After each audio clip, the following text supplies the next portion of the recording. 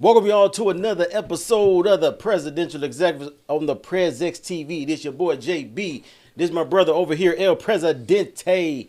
Rag, what's going on, brother? What's going on? What it do? What's the good word? Man, you know we had to get some stuff straight out here, man. We had to make sure we's in 2020. Oh no, you know what I'm saying? Not the year 2020, hey, man, just salute to you, man. 2020 vision. You have a little bit more technical know-how than you give yourself credit for. Man, you know I'm just a little bit more patience. Hey, than I do. Well, I had to kick something over then and been like, "Hey, we got to replace this camera." Because I didn't get mad. Well, that's what almost 11 years of marriage will do to you. Man, you know what I'm saying? Teach you that good patience. You know what I mean? Patience for a person and patience for electronics, two different things. This is true. Like I ain't gonna hit nobody if I ain't got to, but that TV remote. Yeah. I done threw a remote because the batteries wasn't working. You know what I'm saying? It's like, oh, I need some new batteries. I did that before too. But y'all, before we get started, y'all go ahead and like this video right now. Go ahead, subscribe. We're everywhere that you stream podcasts. Where do we stream at, JB? We're on, just the usual, Apple Podcasts, Google Podcasts, Spotify, Amazon Music, Our Heart Radio, and of course, Stitcher. Yeah. You better know it. Yeah, so, y'all see the thumbnail, man. We got a special guest in the building. We have a very good friend of the show, and, he's been on here multiple. This makes 5 times. I don't know. I lost count. It's over 3. I feel like this makes 5 times. I feel like I'm boosting y'all. We glad. Yeah, now he like now he like the 5 times. Get some ThePrezEx TV. And and it's for a good reason, because actually the last time we was here, he was actually talking about the new album he was about to make or in the process of making, and making his own beats and stuff. And we like, bro, whenever you get what you got going, I don't think the full album is not out yet. I think it's coming out, later this year. Sometime this summer. Sometime this summer. But, we got our brother Young Veli back in the building, y'all. What it do? What it do? Yes, sir. Young Veli, like we like to call him. I feel like I'm at home now, though. Oh yeah, pretty much, brother. Yeah. When you pull up in the driveway, you found. The first time he pulled up, he parked on the sidewalk. Like now, with the first 3 or 4 times. First 3. The last time he parked in the driveway. I did. He was in the driveway last time, but like this time, I pulled up. I was like, oh, okay. I hit him up. I'm outside. He like, man, put in the driveway. Say less. Pull up. You know what I mean? But yeah, man, it's a lot to get into, a lot to talk about. Obviously, with your smash single United, I done heard it actually the day that it came out multiple times, like on Spotify. You know what I'm saying? That jump banging, man. You do. Man, I appreciate it. You do got some on your hands with that one. And also, it's other stuff, we talk about for a little bit. You know what I mean? Yeah. First thing is about, I know, did y'all hear about TikTok? Yeah. The TikTok ban. You know what I mean? Like Congress, I think a few days ago, passed a bill to ban TikTok. I guess in the U.S., North America, whatever that is, whatever. I'm not sure the exact area, but here it would be banned, and I'm thinking it has something to do with the U.S. and China dynamic, as far as just the beef going back and forth, and a lot of Hunter Biden, got a lot of stuff in China, like with the Biden. We've talked about this before, and actually President Biden actually said that if it comes past his desk, he will pass it. You know what I mean? So it's only really a matter of time before TikTok is banned. Now, for one, I can just speak for myself. I have an account. You know what I'm saying? Mm-hmm. I don't really use it. Yeah. It ain't gonna affect me. You feel me? But I do know now. I heard like Universal months ago, the end of last year, stopped putting their music artists, people that were a part of Universal Music. Yeah, mm-hmm. They banned their music from TikTok platform for whatever reason. So what y'all guys think about that? What you think about that, Veli? Since you in Sound the, like a bunch of bull crap to me. it do. Yeah. Because when you just think about like y'all going this hard, and this quick to pass a bill to ban an app, and y'all won't even ban assault rifles with as many school shoes, church shoes, and all this. Matter of fact, y'all even got to the point now where you basically just putting guns into People's hands, because now you making it where 18-year-olds can Louisiana get a gun. You don't even have to get a permit or a license anymore.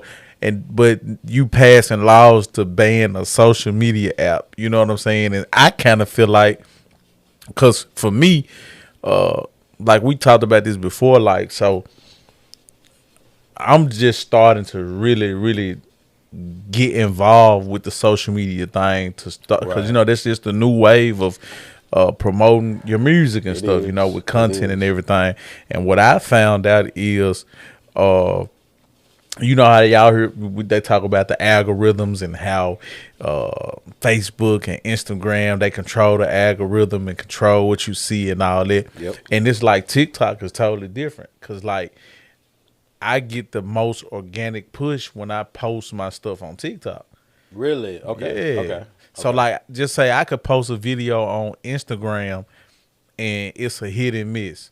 I could post a video on there that just might get 100 views, and it might, my next 3, 4, 5 contents videos or content that I post might don't do none. And then out of nowhere, I might get a joint that might hit 2,000-3,000 views. Same way with Facebook, you know what I'm saying? But TikTok is consistent. Like every time I post something, it's 300-400 views, and then you'll get a, some that'll catch on, you know what I'm saying? Yep. But they push out your content. And so that's why you got so many influencers who making money off of TikTok, because and I just feel like they just trying to shit that down, because think about what they saying. Sell it, or we gonna ban you. Like, that's what they saying. Like, you either gonna sell it or we gonna ban you. Like, this is crazy. But this is the great America that they tell us to love, the greatest country, you know what I'm saying, and all that, you know what I'm saying, which to me is one of the worst countries in the world, you know what I'm saying. But that's a subject for another day, I guess. No, so it's like how you mentioned that the controlling, I guess, corporation or company that's over TikTok is called ByteDance, and they actually, it's a Chinese company called ByteDance, and they actually own TikTok. And basically, to your point, what they're saying is because they had a controlling interest in it, you sell your controlling interest, or we gonna shut it down. But I've always been one, like I said, Behold the Pale Horse is one of my all-time favorite books. 48 Laws of Power, the 33 Strategies of Warfare. Like, when something like this is going on, and how he talked about the assault rifles, you need to start looking at the laws that they not talking about. Right. Yeah. Because while everybody focus on TikTok, please believe it's something that's going down. It's going to be a bill passed that we don't even realize it happened. You know what I'm saying? And something crazy. Yeah. I mean, because to the point he was making about the assault rifles, I just believe it needs to be a more stringent, like you can't even buy cigarettes or cigars without an ID. You know what I'm saying? Like, think about that now. And you got to be, if I buy a Black and Mild 21, I'm not gonna die from that Black and Mild tomorrow. Right. And 9 times out of 10, unless I'm smoking it every day or at least 3 or 4 times a week, I could still. I mean, people say like, "Oh, he was 85. He died of lung cancer." No, he probably died because he was 85. I mean, I'm sorry. Like, what do you know that lasts for 85 years? You drive your car. Your car don't even last 10 most of the time. Yeah. You know what I'm saying? So like, you got to show more ID, and it's more regulations on tobacco than it is on an assault rifle. Where if somebody aims it and shoots it at me, it's a very good chance I'm going to die of that. Right. As opposed to somebody going to buy a cigar or whatever. And that's my thing. Like, I smoke cigars. I smoke Black and Milds. But every time, and I'm like, when people look at like, I promise you, these kids look young enough, look younger than my kids. I need your ID. Like, dude, I got regrets older than you. Man, say Like, that. look at this beard. You know what I'm saying? Like, this is not the beard of somebody that's 21. Yeah. You know what I'm saying? Like, look at this. This is not a 21-year-old face. Yeah. This ain't an 18-year-old. But I got to show that. But like to his point, now, and it was in Louisiana where they passed that, 18 years old, you can carry a handgun. It's one of know what the I'm most corrupt countries in the world, if you ask me. You know what I'm saying? And how they trick the people is, people think they free because they are able to pretty much just basically commit and do any sin they want to, and so to them they feel like there's freedom, Entitlement. you know what I'm saying? Like that's what they feel free. You know, if I want to be this way, I can be that way, and it ain't, you know what I'm saying, there's no consequences to it. If I can go buy me a strap and I ain't gotta have no gun license, and you know, all this and that, you know what I'm saying? And so people feel like there's freedom, and really what's freedom, what freedom really is what they taking from us, and we don't even see it. We so blind in America. We so caught up on material things that, you know what I'm saying, and there's no way to fix it. It'll never be fixed because we so divided. I'm talking about as people, period, white, black. We so divided that they gonna always be in control. You know what I'm saying? Even though the people are the majority, like we could take over if we wanted to. Like if we really wanted to stand up and really make a change and really change what's going on. Like because you got to think about it. I always look at stuff like this. So let's just take our small city. A lot of us know who the police officers are. They work for the police and different things like that because the city's small. So, you know, it might be my brother or your cousin, your uncle, or one of your friends' uncles, or, you know what I'm saying, your wife, whatever, you know what I'm saying? Like, it's so small that everybody know each other, right? So if the people decided, like, nah, we finna stand up for whatever it is we're gonna stand up for, who you think your uncle gonna ride with? He gonna ride with his sister and his sister's son, and you know what I'm saying? So if we all came together, we could, like I say in lessons, like if we all come together, we really can conquer this thing. But we not gonna do that. Yeah, like, see, we going here. Like, I didn't even think about.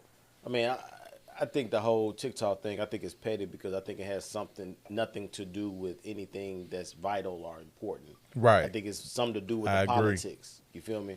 Something with the politics between China and here, and we're not gonna give you all this access to us over Communist here. country versus a democratic country. Pretty much. And so, like, but going to where you saying, it's like over the past 2 weeks, I've been watching the MLK FBI documentary on Hulu, and then I saw the MLK Malcolm documentary and stuff like that. Like, so it's like we were on the cusp back in the 60s of taking the leap that you're talking about, right? Of taking, you know what I'm saying, like being united, you know what I mean, on that front.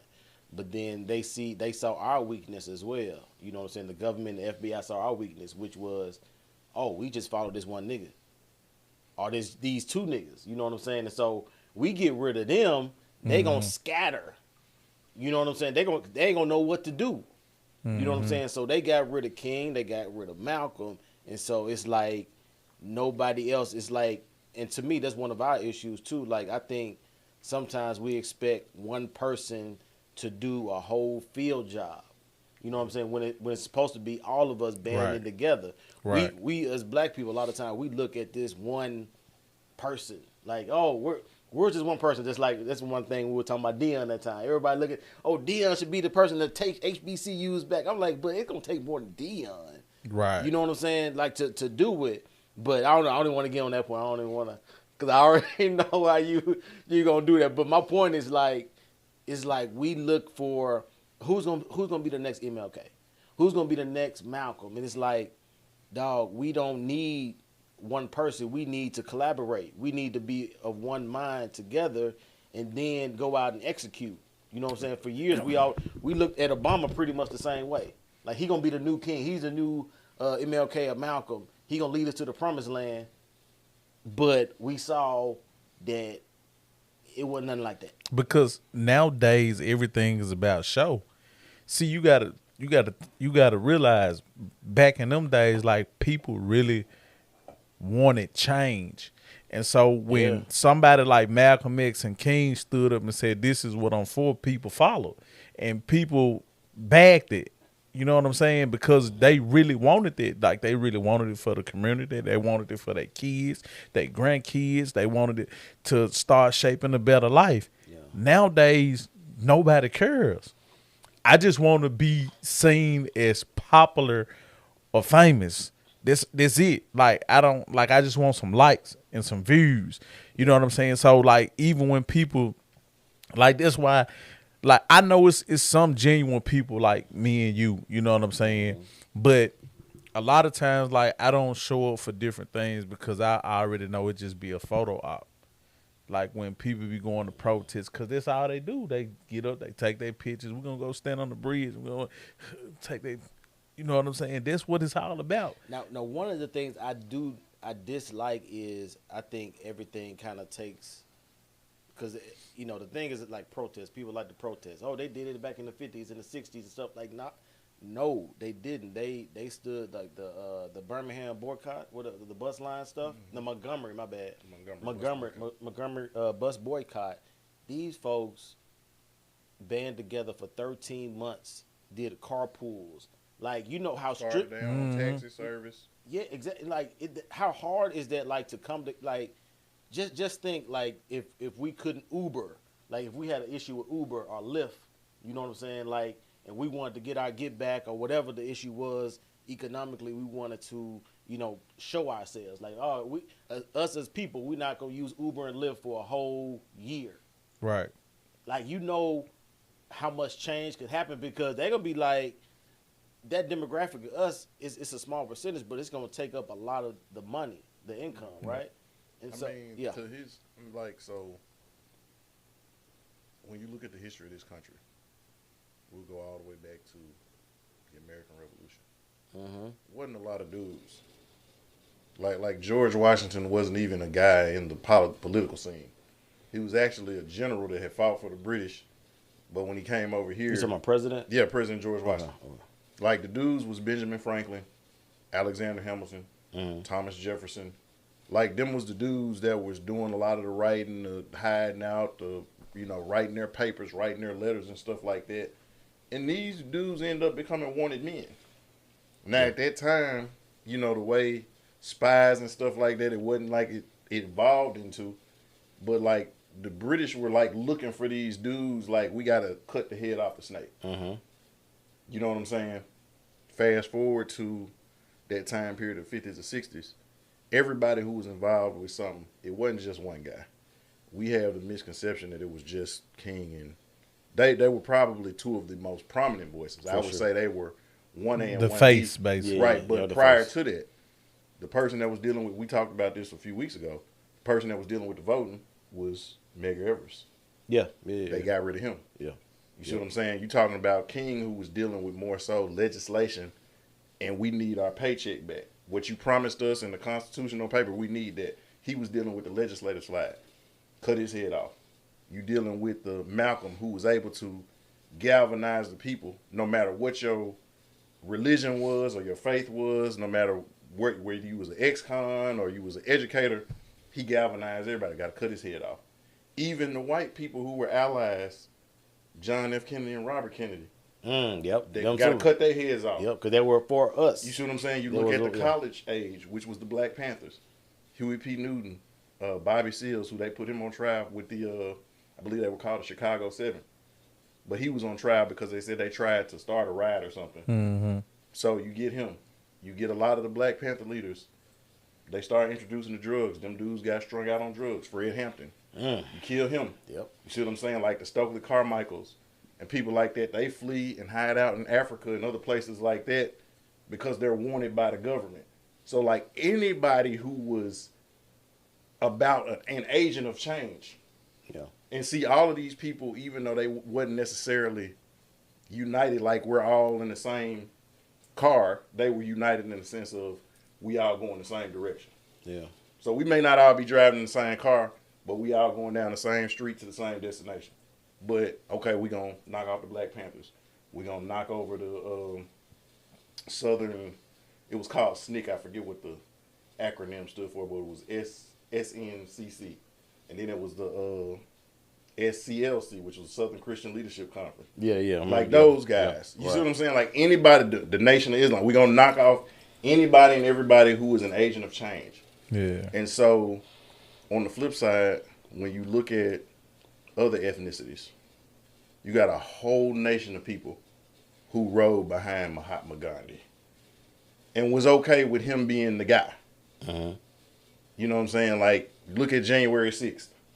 You had a whole segment of the population. Now, again, it's some stuff, you know what I'm saying, Agent Orange say. Right. That, hey, it makes sense. You know what I'm saying? It's other stuff. I can't rock with that. But let's keep it a buck. He galvanized a whole segment of the population to where they were, like how you were talking about, we can come together and change something. It didn't take but a handful of people to start jumping over that gate. Mm-hmm. And they didn't care if he was Republican or Democrat.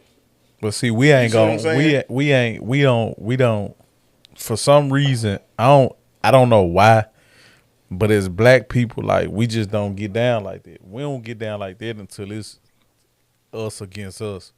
You know what I'm saying? Then we show up and we ready to kill everybody. You know what I'm saying? When it's us against us, but when it's time for us to be against them, and I'm not talking about like white people, like, I'm just saying the system. When it's time for us to stand together and fight against the system, it's only a handful that do that. And like you was, and I'm glad you brought that point up, because I was gonna piggyback off of what you said, like how you were saying them people had different things that they were doing to try to push the culture forward. You know what I'm saying?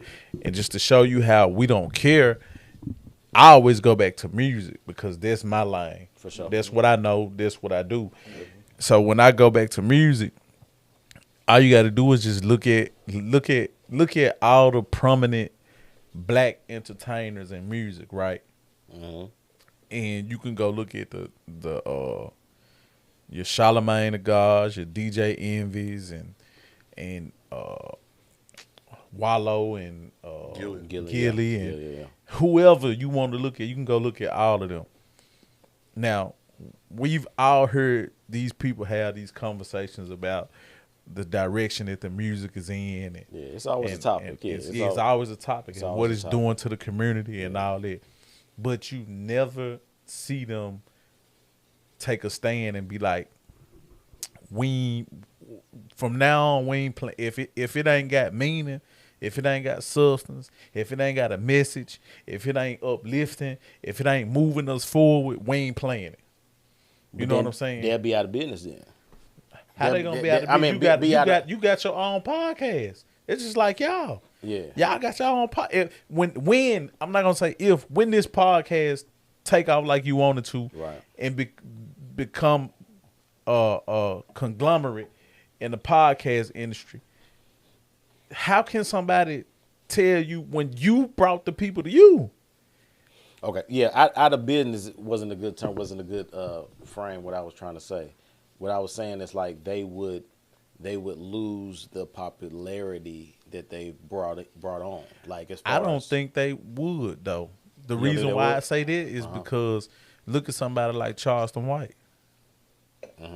Look at how popular he is, and he spits like he do some wild stuff, and he say some outlandish stuff, but the meat of what he talking about is real, and everybody, and he been on the road for some years now. Everybody's want to interview him. He's still going city to city doing shows. He don't even got his own podcast. They paying him to come.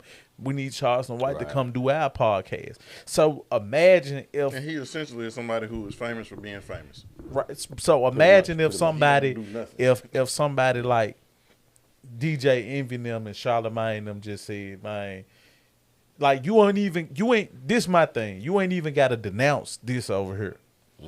Just put this in the forefront. That's all you gotta do. You ain't even gotta say nothing about this type of energy right here. All you gotta do is just start saying, hey, we on this such and such record. Y'all need to be checking this out, man. This is great for the culture. Blah, blah, blah, blah, blah, blah, blah. Go listen to these brothers right here, man. They talking is real. Boom, boom, boom. That's it. Yeah. All you got to do is just start being a leader and start doing it because people going to follow.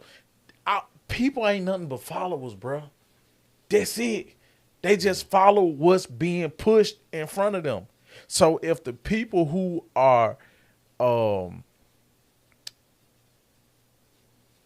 famous and large within the culture start pushing another narrative, guess what? The people gonna follow. It ain't no different from when Jay-Z said, I don't wear jerseys, I'm 30 plus. Niggas stop wearing jerseys. like I was one of them. I wore numbered throwbacks and my hats, and then when Jay-Z said that, I went to button-downs, jeans with the icy whites. Because he said, I don't wear jerseys, I'm 30 plus. Now, the only thing I would say about that is that can happen, but then like somebody like Charlamagne and Envy, they have a big boss that's over the Breakfast Club, that whole iHeartRadio infrastructure. Right. Like, they are the face, but they have to answer to them. Yeah, on that platform, but go do your own. You got the name now. You like people watching the Breakfast Club for y'all. Yeah. They ain't watching it because for hot whatever station they work for. This is like 106 and Park was it survived, but it was never the same when AJ and Free left. Yeah, AJ and Free, yeah. You know what I'm saying? What, you ain't got no love for Bow Wow and what's the girl? No. It was, but no, it was even when Julissa, Roxy and Terrence J and they was there. I mean, because we was on there, you know, around that era with Roxy and Terrence J and all that with the Lolly record. But it was cool. But when you go back, you like Terrence J. I mean, you like Free and AJ. You know what I'm saying? And they could have branched off and probably, but the podcast and stuff wasn't big like it was, you know, where it didn't even exist then, like the stuff that we doing now. But had this existed then, they probably would have left there and had their own thing. But now, let me tell you this, like, I'm with it, but then, you know, it's like, just like with all of us, we can all get real comfortable, you know, in our job, in our, you know what I'm saying? You're used to getting these checks. Like I could go on my own, DJ Envy and Charlamagne, but it's like it's gonna be more work on my part. I'm not gonna get the same type of. I'm gonna get a nice check, but I ain't gonna get this nice check that I'm getting over there. So it's like you're telling me now to downgrade my lifestyle. Like I think that's the major key of it. Like it's not that they can't do it. So if it's dead, then quit talking about it. If you ain't willing to take a stand, like look what Malcolm X and them folks sacrificed their life. Yeah. To try to better their people, and you talking about a few dollars you're gonna lose. You know what I'm saying? Yeah. Like if that's the case, then quit. Don't even speak on it no more. But just keep doing what you're doing. But you know why they speak on it though? Just because they can be on record to saying that they did. To say you on the right side of history. You know what I'm saying? Exactly. No, and I was gonna say I thought you were when you were talking about the music. Because the point I was going, I thought you was going to bring up another person I forgot, Sam Cooke. Sam Cooke was one of the first people to own his own masters. Yeah. Okay. And he was going to be a person who was going to fund the movement because he was cool with all these dudes. What was that you just said? The last thing you just said. What's the last thing I just said? I was talking about them having the ability to go do their own thing. But you just said something that it stood out to me, and then I lost my train of thought. Yeah, I don't know. I'm gonna have to rewind about that. Yeah, but it's weird that everybody you were saying something about talking when I said just quit talking about it.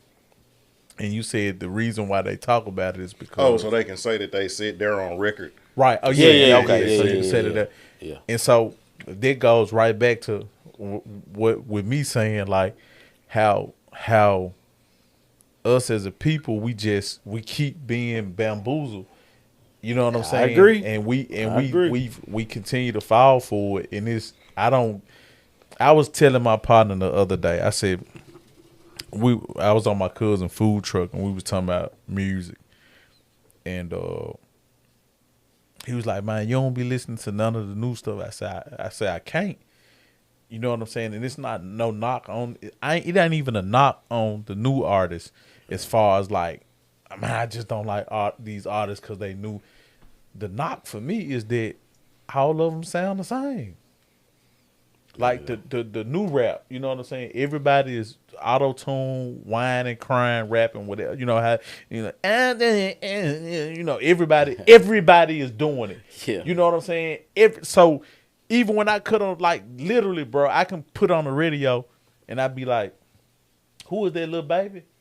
No, this STG, this or somebody who you know what I'm saying? Because they all sound the same. Yeah. And I'm saying that to say this. How can you how can you be that gullible to be tricked like that? Like to where these people can literally feed you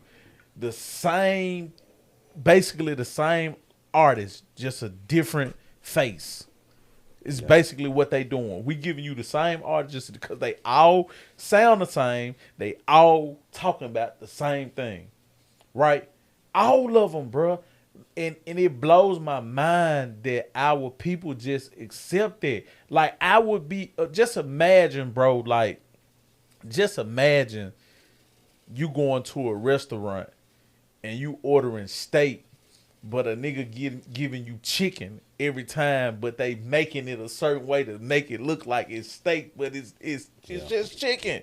And you like sooner or later you're gonna be like, bro, y'all got me like no. You know what I'm saying? This the same thing, bro. I want the steak. You know what I'm saying? Right. Go get me you know what I'm saying? These folks giving you the same thing over and over and over again, and it blows my mind how we roll with it. But you know, one of the thing it is, man, I don't know what it was. It was a book or something. I remember me and Darrell was talking about this a while ago. It's like all this stuff is mental conditioning. Yes. You know what I'm saying? Like, yes. It's mental conditioning to where, like, you see it, I see it, but then, like, I really think sometimes, like, this social media stuff is really meant to distract us specifically. Obviously, it can distract anybody, but I think it distracts us, you know, to the extent to where, because they know we gonna do a challenge, we gonna go all the way in. Mm-hmm. We do a dance challenge, we do, you know, all this other stuff.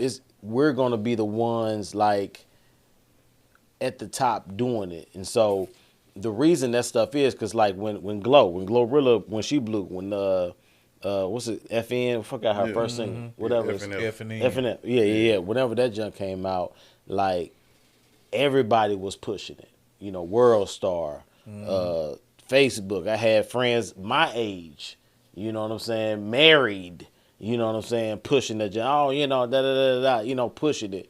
And so it was like, and then of course, as we know, you know, people like, you know, you can get in your feelings of being like, oh man, you my boy, why ain't you supporting, you know, kind of what we doing? But it's like, but once somebody else get on, once somebody else, you know what I'm saying, is watching and doing stuff like that, now they gonna come along. It didn't act like they've been there the whole time. So it's just like, the more, like if somebody were to, you know, share this stream and share all this stuff like that, you know what I mean? Like thousands of people, right? Everybody else gonna do it too. Right. Oh shoot, I don't want to feel left out. Right. You know what I'm saying? Like, oh, they liking this too? Oh, so let me do. Oh, everybody liking this Veli record? Oh snap! Let me get on it too. Act like I've been doing Veli since he was 10. But bro, I'm just like, I never thought that I would ever see a day where people loved destruction more than anything. I never thought I'd see that day, bro. But they don't see it as destruction though. That's the thing. No, but it's just y'all just They said do it though. when they hit their front door. It's the When they hit the front door. When they hit their front door, they do. But Then they get but only we then. gotta change. We got, But only then. but they don't know where it's coming from, though. Right, no, but what I'm saying is only then. So like, you could have your whole family, something happen to your whole family, and I'm just like, whatever. I'm still finna turn on my record. But then soon as something happened to somebody that I knew, and this nigga heavy in the street, like that's what he do. He wake up to cause some damage and destruction. And so it's only two ways that movie end. He's either gonna be locked up for the rest of his life, or he gonna be in the box. but bro, I'm gonna tell you how. And hold on, wait. So when it happened to me, now I want your sympathy. Veli, you supposed to be feeling with me. To your point, JB, when it come to my front door. Now I'm supposed to be like, oh, y'all, rest in peace to this person. But when it was happening to you, I'm throwing on I ain't studying your stuff. I'm throwing it on my record. I'm listening to what I'm listening to. Yep. It ain't got no effect. But then when it happened to me, I want everybody to be sad about my stuff. And just as soon as we bury him, I'm going to be right back on some 2 killer weeks shit. later. Yeah. You know what I'm saying? Let's kill again. I'm loading. I got the stendos. I got them sticks. I'm ready to go. But to prove how they know, bro, all you gotta do is just look and watch and see what people say, bro, and just listen, bro. Like I see a lot of stuff, bro, and I just listen to what people say, bro. And I'm gonna just give you an example, like so it's a guy who he lost a family member or whatever. And then he got online and he like, man, this lifestyle that I've been living and caught up with, you know what I'm saying? So you let me know that you know, like, Right, you know better. what you doing, like, Right.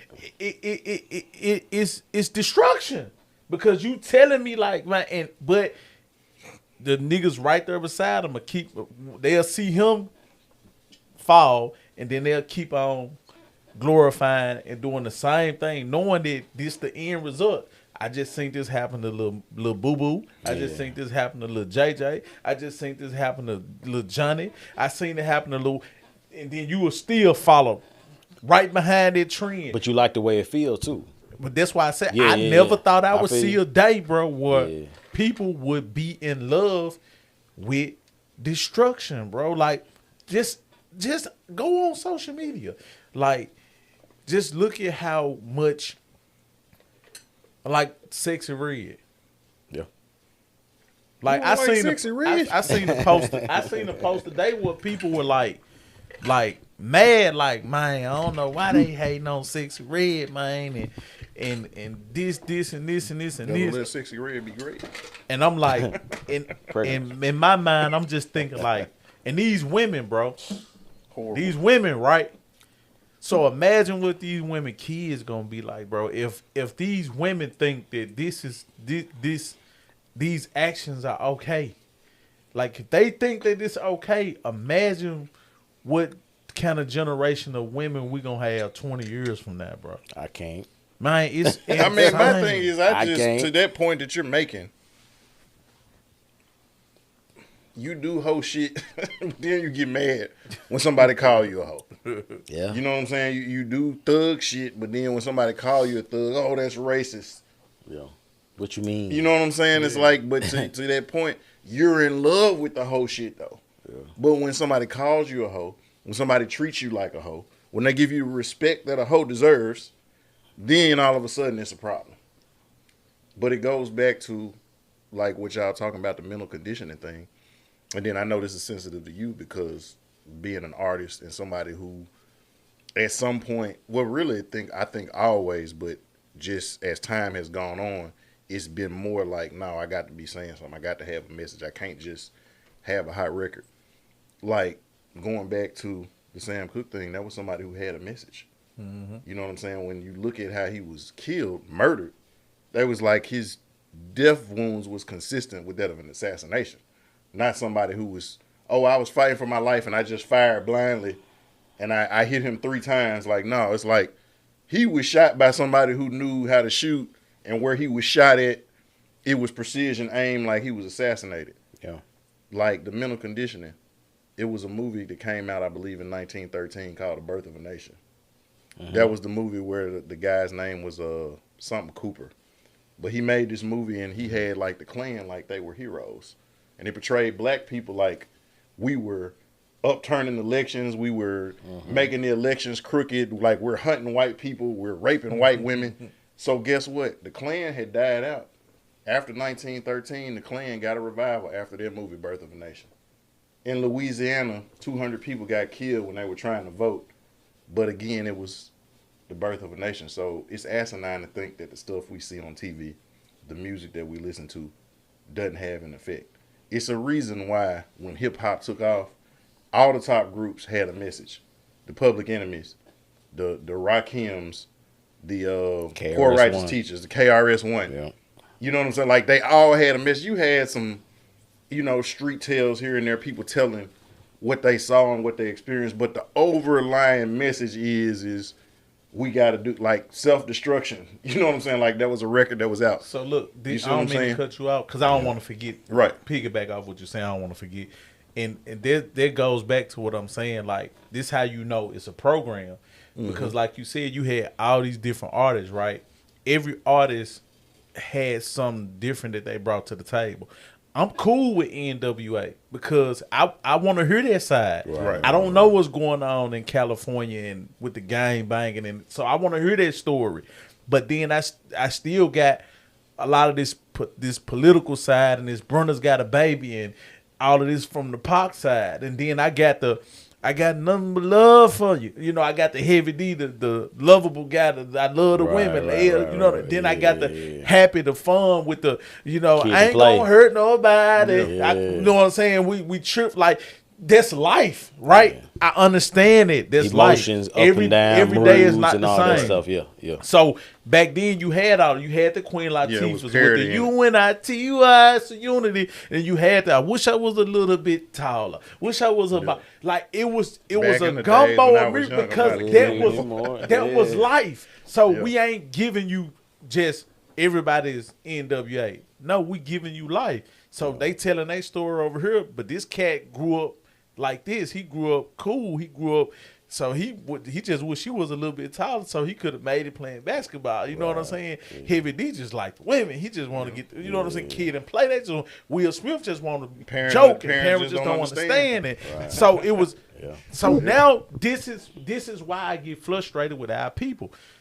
You got to be able to see that you being programmed, because why is everything the same? Why is every hip hop record the same? Every message is the same because you're being programmed to think that this is okay.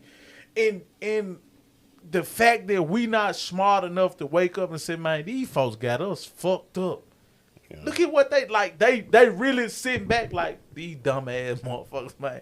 Look, all we got to do is, man, we're going to keep getting them this shit right here. And they gonna destroy themselves even more.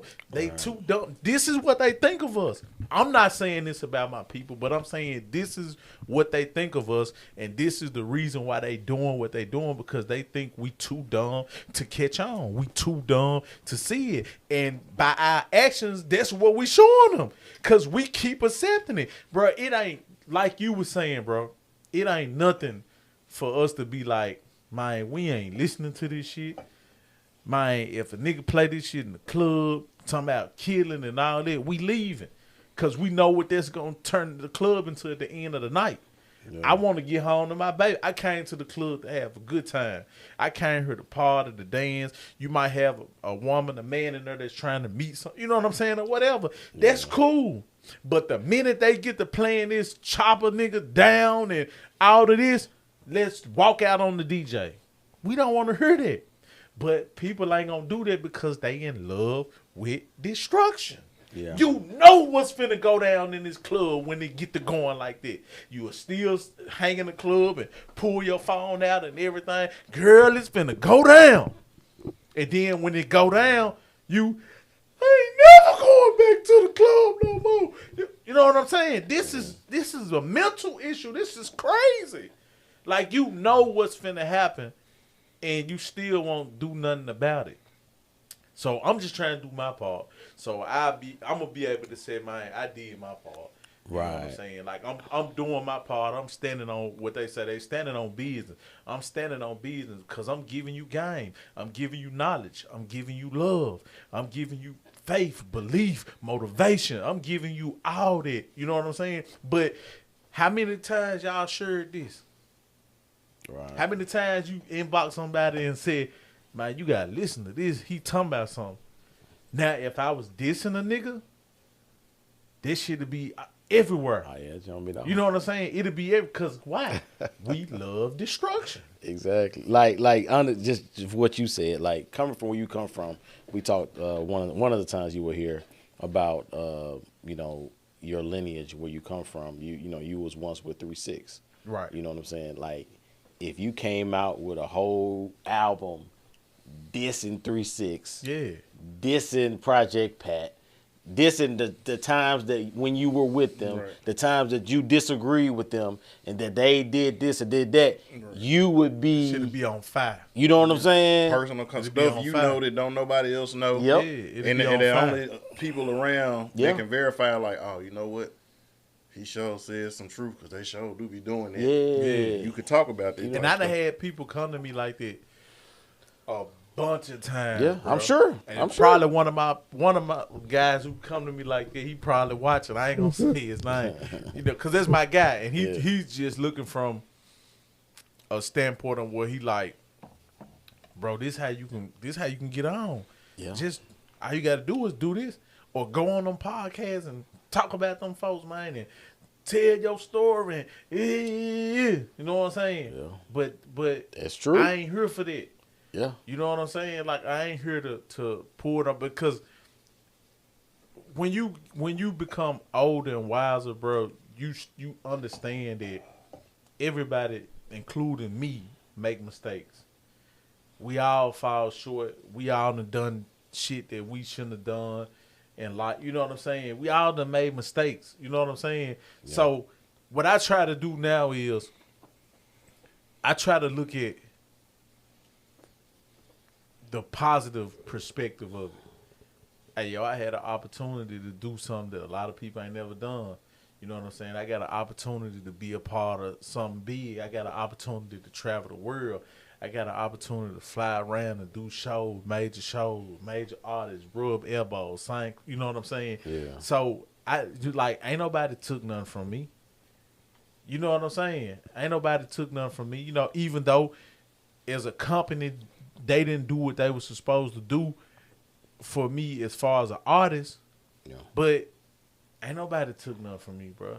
So yeah, I can go out and tell the story of what happened and what happened when I was at Paul House and all of this stuff. What happened when I was at Juicyj House and phone conversations and all of this, and go on podcasts. Because I'm telling you, bro, I have plenty of people come to me, man, bro, you know how many people had you on a podcast, and man, big podcast if you did it, but that ain't the energy, bro, I want to put out.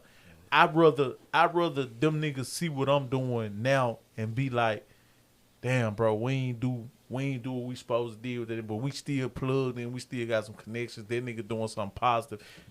D, man, look, pull up, we finna get you on the Breakfast Club. I'm gonna holler at, you know what I'm saying, to push this positive. I'd rather that happen than me get back on by dissing these folks or pulling them down. You know what I'm saying? Mm-hmm. Like, because all that energy is gonna bring nothing but more energy like that, and then I'll be into it with other niggas, because you'll have other niggas that you don't know that ride for them. Yep. It ain't even that, just other rappers who fans of theirs who gonna want to come and contest. And so now I'm into it. Yeah, I Paul them was this way, this that with me. You know what I'm saying? And now I'm into it with this nigga about, like, come on, bro, like, no, that ain't the business anyway, bro. You know what I'm saying? Like, we gotta be doing what the song say. We gotta be uniting.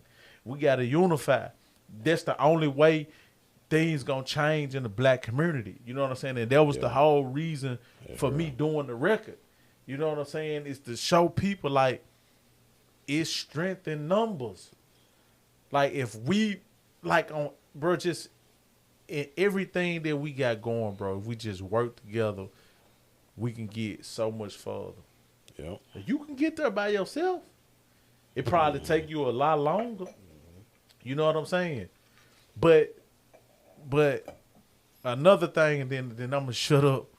Another thing, bro, like that just bothers me is this too.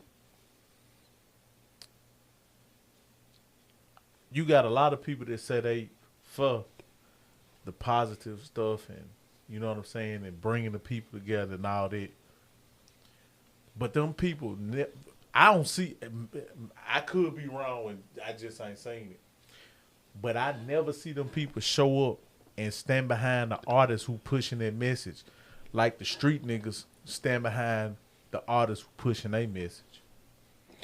The thing with that is, like, the further we get along here in this age, and you know, it's like, to do what you continue to do, to, you know, to push positivity, to do stuff like that, it's gonna continue to get harder, because it's always gonna look different, because you're gonna see 10 other dudes that's pushing something different, that is not as talented as you, is not as skilled as you, and then it's just gonna be like, you know, it's gonna be disheartening. You know what I'm saying? That's why a lot of people stop, because but what I'm saying is, what God people it. That's what I'm listen to what I'm saying. Yeah. Cause I've been there. I've been a dude that was in the streets, then hustled 1,000 different ways, then, you know what I'm saying, and tried to sell everything you can imagine to foot my dream and all that, and been around the hustlers and the drug lords and all that. One thing about that life is this, and that's why you see so many of these artists who get on with having that kind of money behind them. Because one thing about that, the street niggas gonna look at another nigga. Oh man, I can put my money behind. He talking what I'm talking. We got these bricks in here. We got these chopping that young nigga talking it. I'm gonna put my, you know what I'm saying? Well, what God's people saying that, man? He talking that talk. He talking it real. He talking what God love. We jumping behind that. We getting behind that. I got a bag to put on that. What they at? Let me tell you now. Let me tell you, because they want to put you in a box. Because as soon as you say a word or a cuss word that they don't like, they gonna put you in the same category as some same other people that you talking about. But they can't do that, because I ain't no gospel rapper, and I ain't telling nobody that I'm gospel rapping, because that is putting you in. This is just like religion. I ain't no Christian. I ain't no Muslim. I ain't no Buddha. I ain't none of that. I'm just a believer of the Messiah. Yahushua ain't never said nothing about being a Christian. Never, bruh. He said, believe in me, believe in the Son, the Messiah. He ain't never said nothing about a group or no Catholic, no all these different titles and stuff that they got, bruh. That's just to put you in a box, bruh. God ain't about no titles, bruh. None of that, bruh. When it come to him, he just wants you to follow him. And the way to get to him is through my son. That's it. He didn't say the way to get to me is through Christianity, through Buddha. You can call yourself whatever you want to call. But as long as you believe that I am him and I'm the son and I rose and I died for your sin, then you good with me. And you walking, trying to live your life to walk right, you good with me. You know what I'm saying? So you can't put me in no box because if I say a curse word, we all gonna sin. God told him, we said, how many times you gonna forgive me? You will forgive a person for sin. He said 70 times 70. I know you ain't gonna be perfect. I know you gonna mess up. Look at the people he had with him. So it's just another excuse, bro, for people who said that. Now, I'm not talking about you. I'm just saying. No, I'm with you. It's just another excuse for all these people who said they won't change, for all these people who said they believers. Why y'all don't stand behind the people, the artists who doing what you said you believe in? Yeah. That's why the devil winning.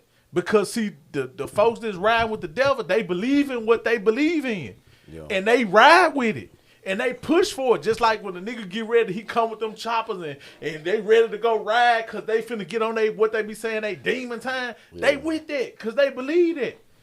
But what the so-called God it that said, man, bruh, preaching what he talking what our people need to hear. We gonna stand behind it. I got the bag to put behind it to get that music on whatever platform it needs to be on.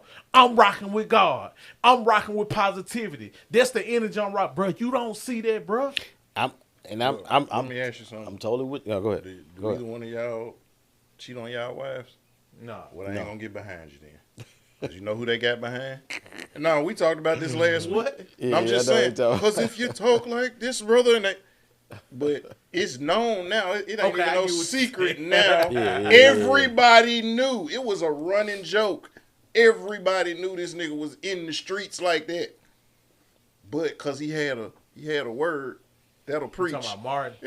Yeah, cause again, that's their mindset. Oh, that'll preach. Now you could spin some real, but if it don't preach, and that's all they care about. And show. You see what I'm saying? Yeah. And so now you could be a dog out here to your family, but if what you saying to preach, they gonna get that behind it. You could be married and be a closeted homosexual, but if what you say or preach, Right. they gonna get behind it. You could be molesting little kids, but if what you say or preach, they gonna get behind it. But you say a cuss word, oh, that don't preach. I can't get behind it. And honest, even though, like you just said, man, you got a whole song. You have your wife up on stage with you. So they know what type of nigga you is. But because what you say they can't put in no 5-point sermon. I'm talking about I'm really out here pushing what God they love. not gonna and get behind it. That's not to say that, oh, I'm this angel of no. That's not what I'm saying. I'm doing my part to present to the people what God love in the best way that I know how, right?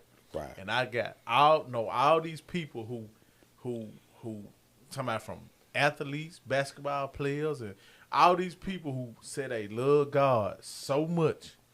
You know what I'm saying? But right now today, they'll go push them same people who say they love God, they'll go stand behind the devil's work before they stand behind God's work. They showing it every day. They doing it, bro. And that's what I was talking about, because it's a lot of politics in the church, because a lot of people would get behind exactly what you're saying, but just because of what they flock may say, or of what they board of directors may say that's controlling, you know what I'm saying, the tithes and offerings, the tithes and like offerings, the economic stuff like Right. that. And especially if a woman don't like it, the women run the church. Like if a woman leave their church, so was her husband, so was the kids. You know what I'm saying? So I hate to say it. See, all this tradition and fake, bro. I'm just keeping it real, Yeah. bro. All of it is tradition, and it's fake, bro. Because the church not even doing what they supposed to be doing. Like, Facts. bro, As a ain't whole, no I churches agree. out here doing really what God said do. Like, I'm just keeping it real, bro. These folks just taking their money so they can live their lavish life, bro. And what's crazy is he just said he doesn't profess to be a Christian, but he just gave the gospel message better. They got spelled. Quick. Yeah. And no lies told. Essentially, that's what it is. Yeah. If you want to break it down in 3 seconds, he just did that. Now, if that don't preach, nigga, but because it don't come in the package that they I ain't wanted in to the come pulpit, in. and I ain't. And he's not professing to be, he ain't gone to no seminary, or he's not professing to be no minister, no elder, or whatever. He's not professing any of that. Yeah. But everything that he's talking about, being devoted to his wife and his family, building a community, getting your relationship right with God, let's keep it a buck. That sounds like a lot of what I hear in the church. But he ain't professing to be but because he don't profess to be no gospel rapper, they not gonna get behind it. Yep. Now, and the crazy thing is, now keep in mind, I say my heathen ass, cause I don't have no delusions of my own salvation. But it says something when me, ain't nobody looking at me to be in nobody pulpit, but I promote him more, and he's saying more of the stuff that's what your pastor, what your reverend is saying. And that's why, like, when we had from here, and y'all really want me to get, because I see the same stuff he talking about, like I've been seeing that. And, like, y'all really want me to get up there? I'm supposed to be linking arms with that? Because, see, Nah, this nigga, I'm is what straight. they done made people think, bro. They really done made people think Jesus was a sucker. Not at all. This. Think about it. Look how Not they even close. look at how they. Jesus was gangster, dog. That's what I'm And trying. ran with a bunch of killers. Come on, man. That's what I'm trying Real to tell talk. y'all. Know what Real I'm saying? talk. Yeah, yeah. But Jesus was just showing them, hey, the same thing I'm trying to do. Hey, my nigga, no, you ain't got to do that. That ain't the way. I'm gonna show you a better way. This the way to do it. Know what I'm saying? Now we're gonna walk in love. I know we can get like that if we want to. Right. It ain't nothing. I'm God's son. It ain't nothing these people can do. Like when dude said, he said, I am. Yeah. I can get that. When he was on the cross, he said, you don't have no power? What you mean? I lay down my life, dog. That was Jesus. Nigga, I'm him. I'm the one. Know what I'm saying? Yeah. But the way they portray Jesus to the world, and it's the devil, because see, the devil control the world. The devil control the media. Control the airwaves. Yeah, Airwaves. so they Yeah. make Jesus look like he was a sucker. And that's why people follow what they follow, because what they following looks macho to them. Yeah. It And looks so like, to the point that he making, let's give it some scripture context. So like now imagine you in this mob meeting, you go into this room with a bunch of killers. You stand up, you make a declaration in this room full of killers, and then you go sit at the head of the table. Essentially, when Jesus was in the temple, when he read that passage of scripture, the seat that when it said he went and sat in his seat, he didn't go sit in he went and sat in the seat that they had reserved. Nobody sat in that seat. Right. This seat is reserved for the Messiah, for the King, for the chosen one when he comes. So that seat was always vacant. So he stands up from the crowd, he make his declaration, and then he go and sit in that seat. Imagine when they getting ready to stone, they getting ready to kill this chick. She got caught in the act. This is what we supposed to do with her. He didn't just fall on the ground. He fell in front of her. Essentially what he told them was, whichever one of y'all bad enough that ain't done nothing, throw the rock at me. And then he didn't even look at him. It said he started looking down. He got that much. Like I'm so not worried about you niggas. I'm not even gonna look at you. Man, I'm finna start drawing in the ground. I'm really G. Yeah. You see what I'm saying? Yeah. I'm really, When they I'm really was like that now. doing the stuff in the They temple, was it like said that, it didn't say he went and found a whip. It didn't say he went and got one. It said he went and made one. He saw what they was doing. Now imagine how pissed off you got to be. The equivalent of you go and construct. Oh, still in the There you seat. go. Yeah, There you go. it's still in there. Still Imagine you go and construct you an AK. Not find one, not A-roll. You got that thing. No, you go and build you one.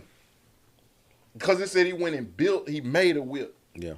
And then the construction of the temple, when it showed the way the temple looked, it was like the equivalent of 3 football fields. Mm-hmm. So now Matt, it said he drove them folks out 3 football fields lengths. He flipping over tables, kicking people out, whipping ass. Gangster. Yeah. But that's y'all Jesus soft. And then, really? Then to top it off, just to top out what he said, then what he do when he laid down in the grave? Went and whooped the dog, beat blood down Satan back. Yeah. Then got up. It's nothing.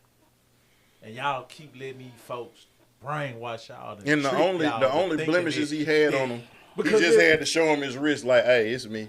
Put your hand in my side, it's me. But he didn't look like he got beat. That's the biggest problem, bro, is that perception outweigh reality, man. And the devil has tricked so many people, bro. And people really think like if you a follower of God, they really feel like you a wimp. Yeah, they do. A lot of people do. That's the perception, bro, because they don't know. The preachers ain't preaching the real word, bro. They preaching what the people want to hear emotionally, bro, so they can continue to take their money, bro. That's all they doing.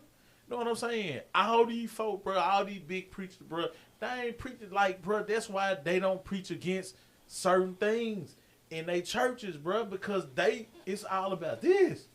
Yeah. I'm going to speak to your emotions. Yeah. What's happened to, I ain't going to speak to, you know what I'm saying? Like, it's just like, bro, when you have to tell your child, bro, the truth about something.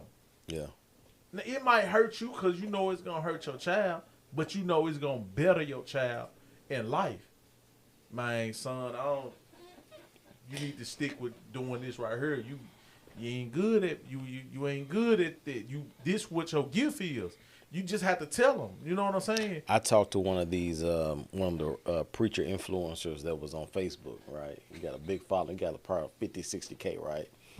You know, I follow him, and he said, I ain't. Jackson? Nah, he in literary ministry, right? And so he said something, right? And, I wasn't even trying to be, like, combative. I was just, like, I just made a statement. And, like, I just wanted to see where he was coming from, right? And then I gave scripture to what, you know what I'm saying, to kind of be like, hey, like, he was coming. What you think about this, right? You know what I'm saying? The dude deleted all my comments.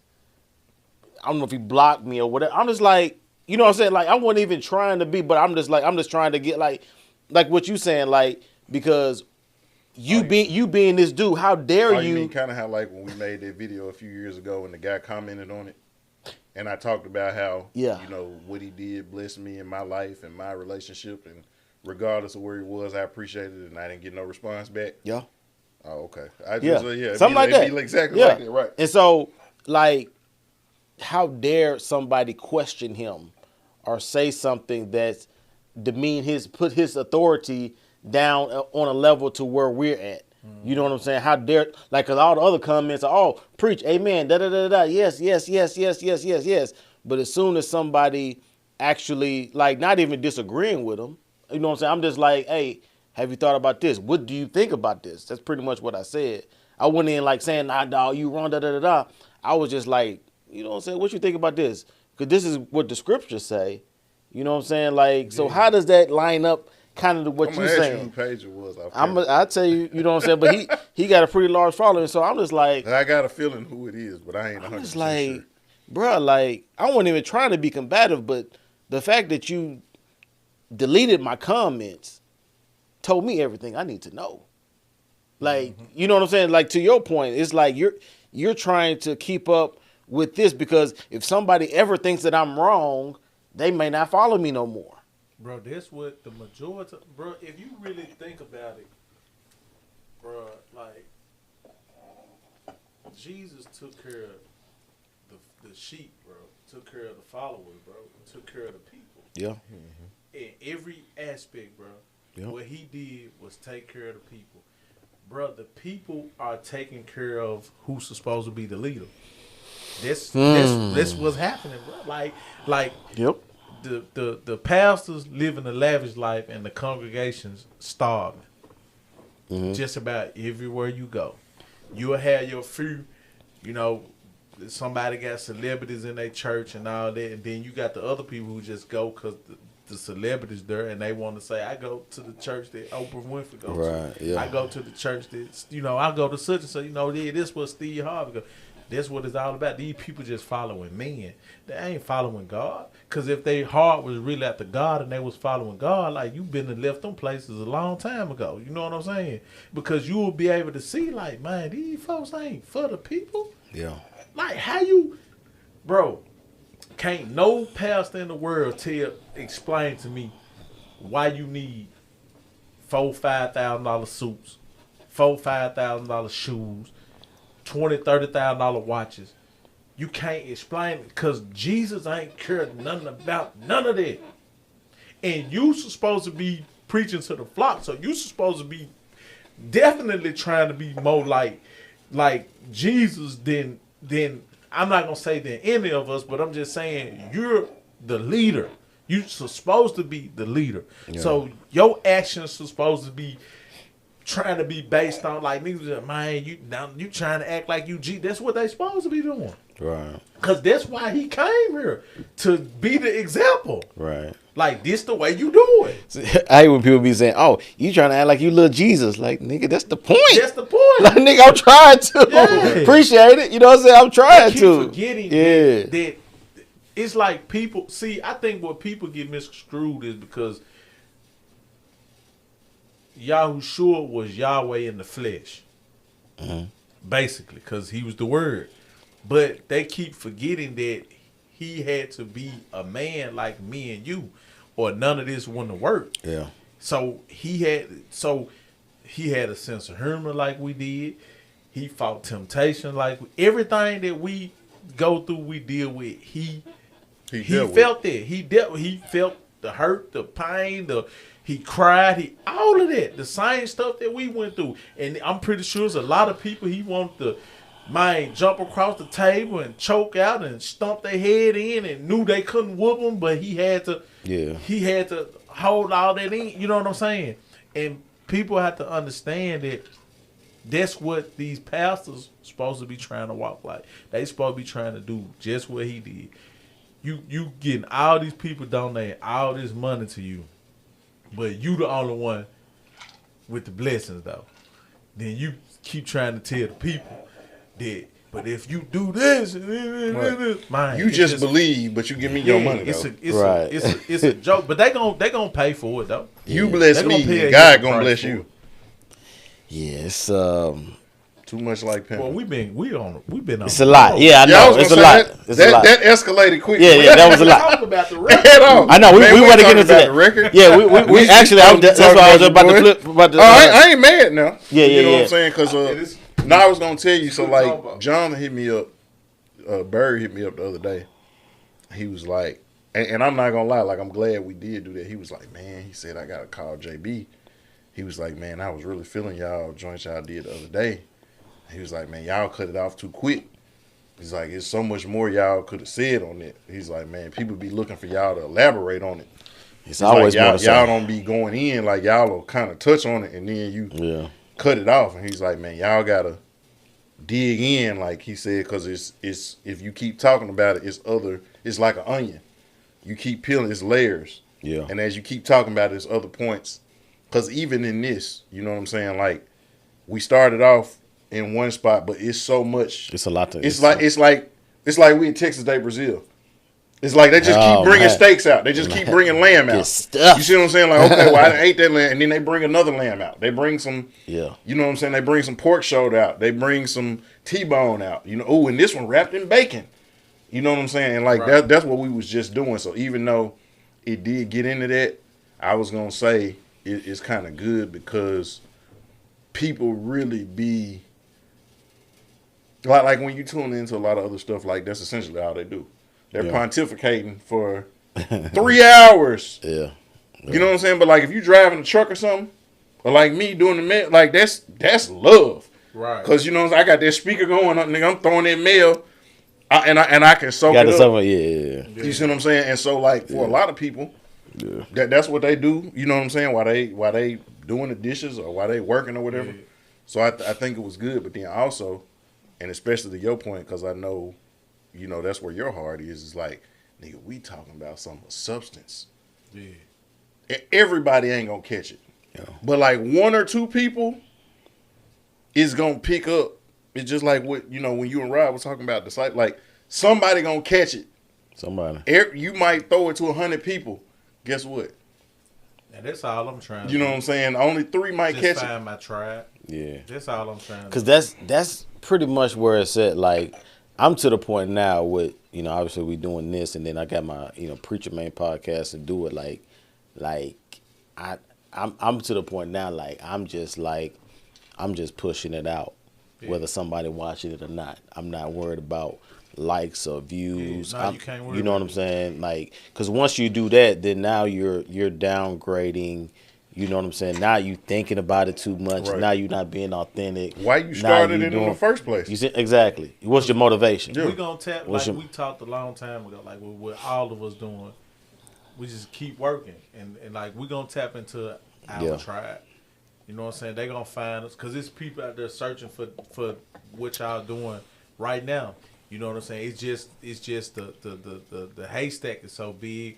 And this is just taking a little time to weed through all the junk, you know what I'm saying? Yeah. But they searching, you know what I'm saying? And it's just like, and consistency too. Yeah, with the like with that's the our United part. record, like out of the comments that I've been getting, like, and of course, you know, that it's just from people I don't know. It's just from fans, you know, me posting on social media, TikTok, and different places, Facebook, and all that. You know what I'm saying?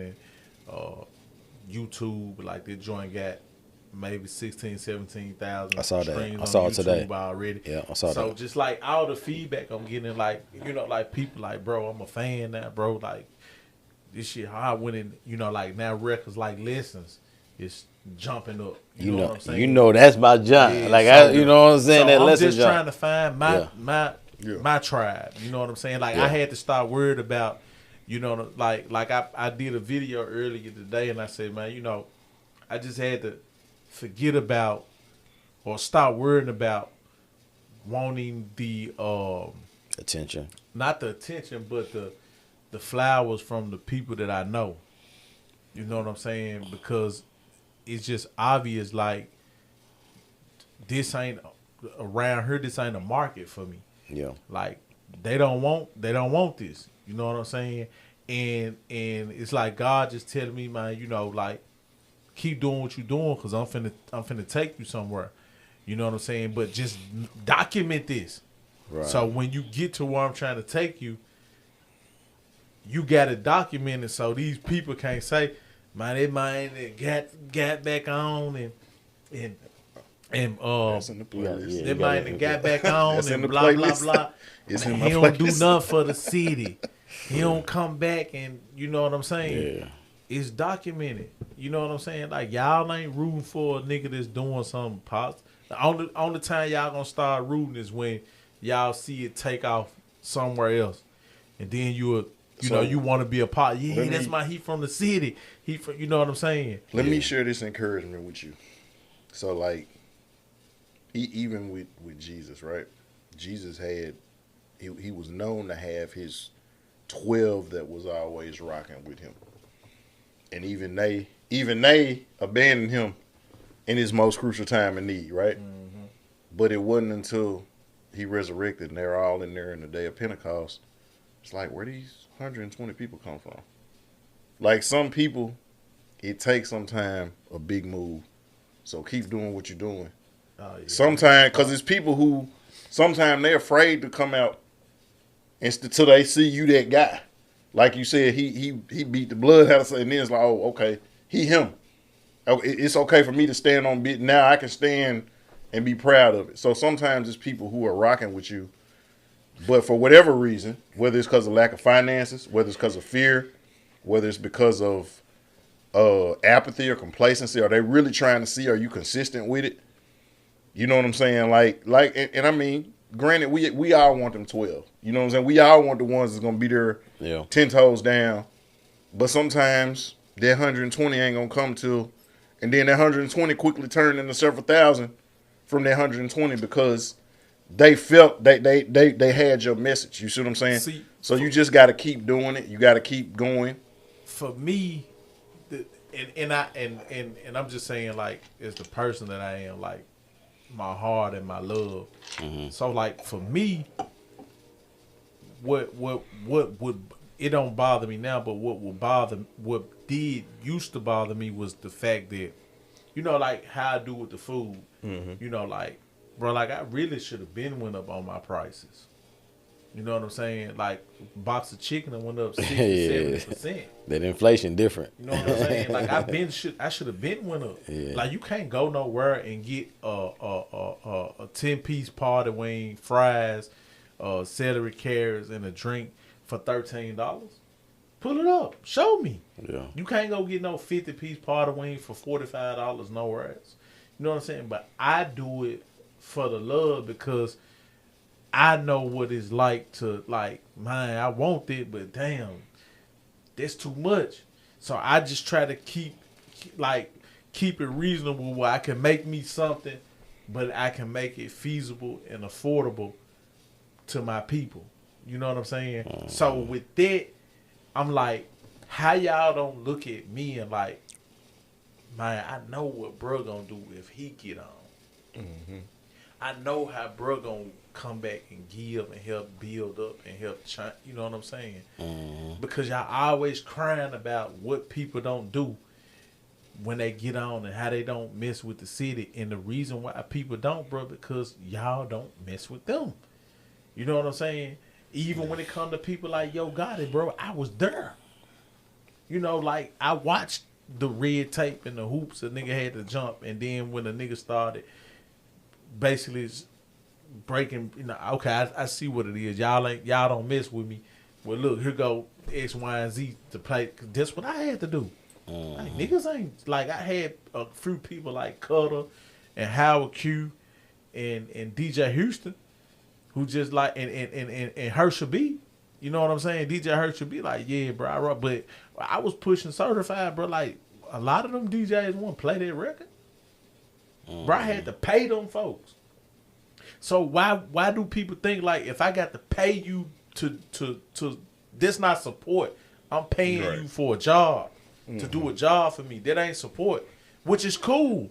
But when I get to the mountaintop, don't expect me to come back and show like I was reaching out to all these people, bro.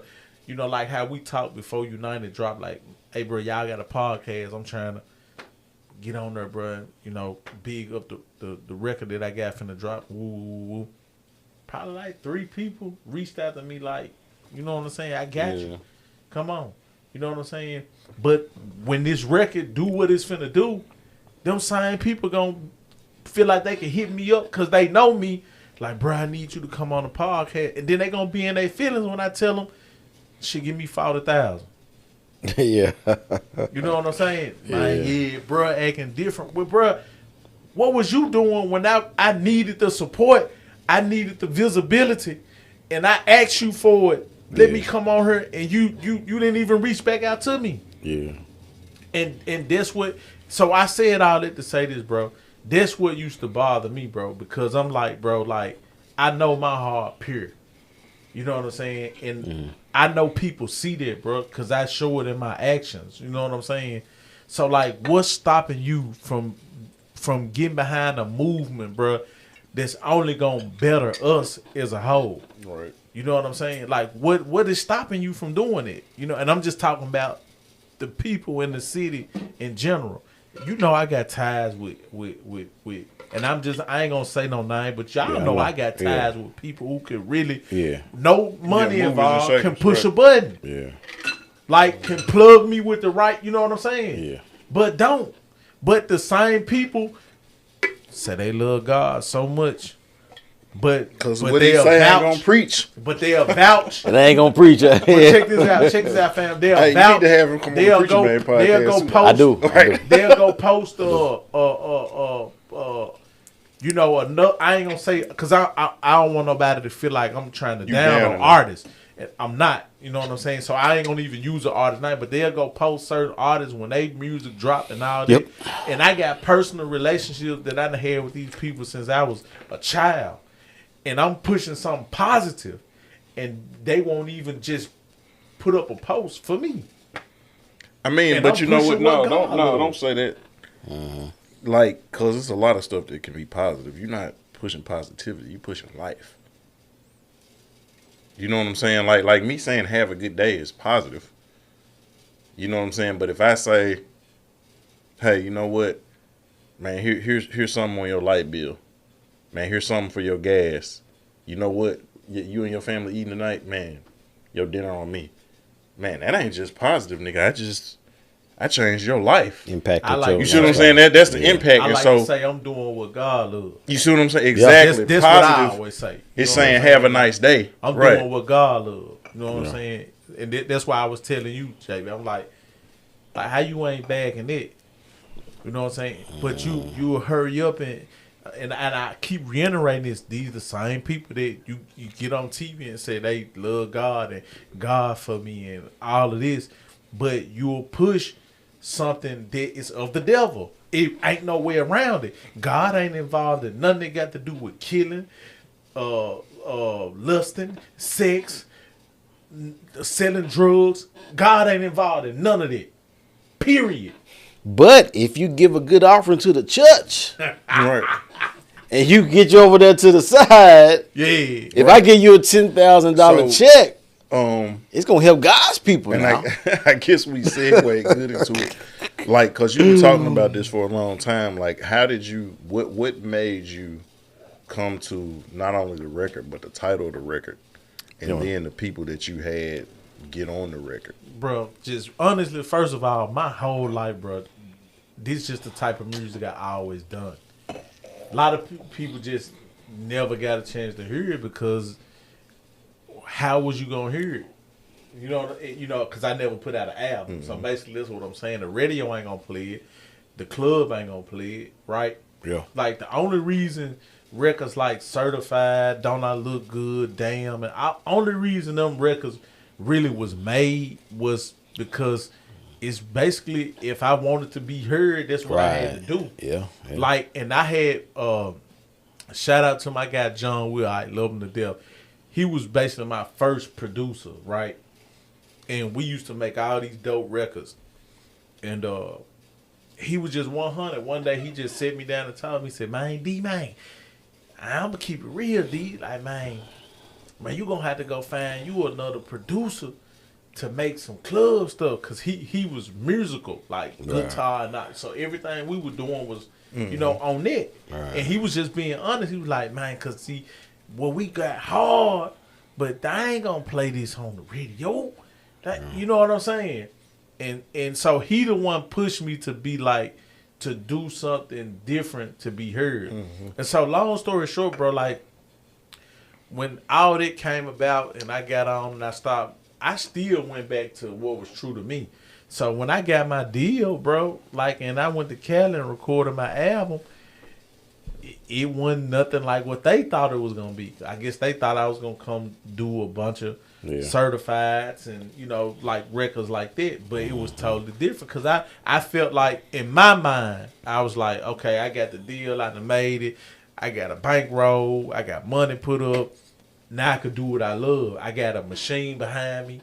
You know what I'm saying? So now I can really rap and I can really talk about something. Because the first time I got to Cali, bro, the first song I did was a song called Even the Score. They say the sun don't shine, but the rain gon' pour. The rich keep getting richer, but the poor stay poor. I'ma do it for the hood like an eagle on my soar. I'ma get us out the trap so we can even the score. That was the very first song I did when I got to California. Because I was like, man, I can give my people what I want to give them. Yeah. So fast forward, bro, like, United just came about because I'm like, what can I do? How can I play a role of changing the narrative and of what's going on in the black community? You know what I'm saying? Like, I'm not good with putting rallies together and stuff like, you got some people that I feel like that's just their gift. Like, they know how to do this. Some people know how to do that. I know how to create music. That's what I know how to do. That's what I love to do. I know how to make music that make people feel a way. You know what I'm saying? So I'm like, man, I'm going to do this record called United. So mind you, I had left the label by then, but I still had a good rapport with Juicyj because in leaving, me and Juicyj had some long talks and he told me, said, man, bro, you so fucking talented, bro. That's how I got out my contract. He was like, bro, I can't hold you like that. I ain't mind, bro. We gonna figure out a way to work this out. You know what I'm saying? And so we can release you, bro, so you can do what you need to do, bro. But he was like, man, whatever you need from me, bro, I got you. Beats, verses, whatever you need, I got you. You know what I'm saying? And so I told him I had an idea to do a record called United. I told him the way I wanted, the idea of how I wanted to do it. And then he reached out to Paul, I guess, you know what I'm saying? And Paul ended up giving me a verse for it. And then I just called Ball them because, we just got their relationship. Like, bro, I got this record. I got Juice and Paul and already sent me their verses.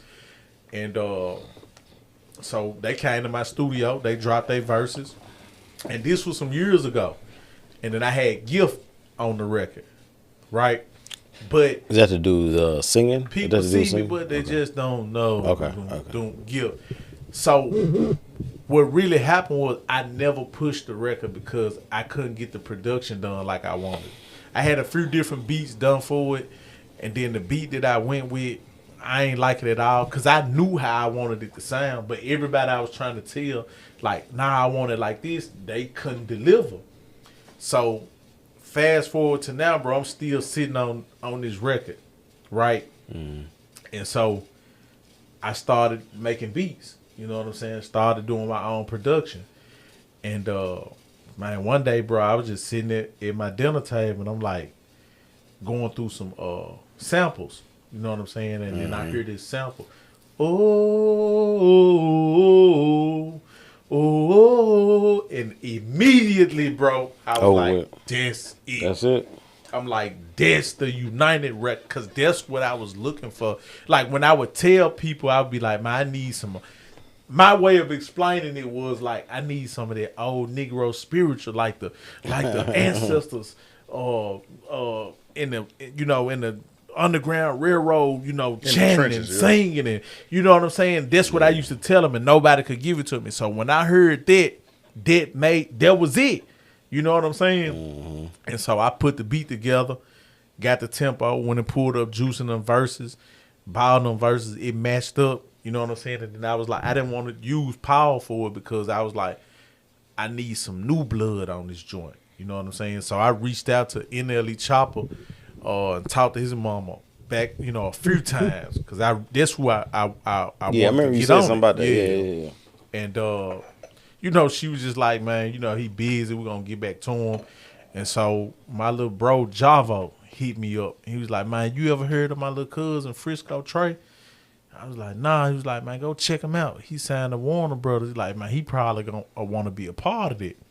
So I went and checked out his music. I was like, man, the bro dope. He was like, well, man, his daddy managed him. That's my uncle.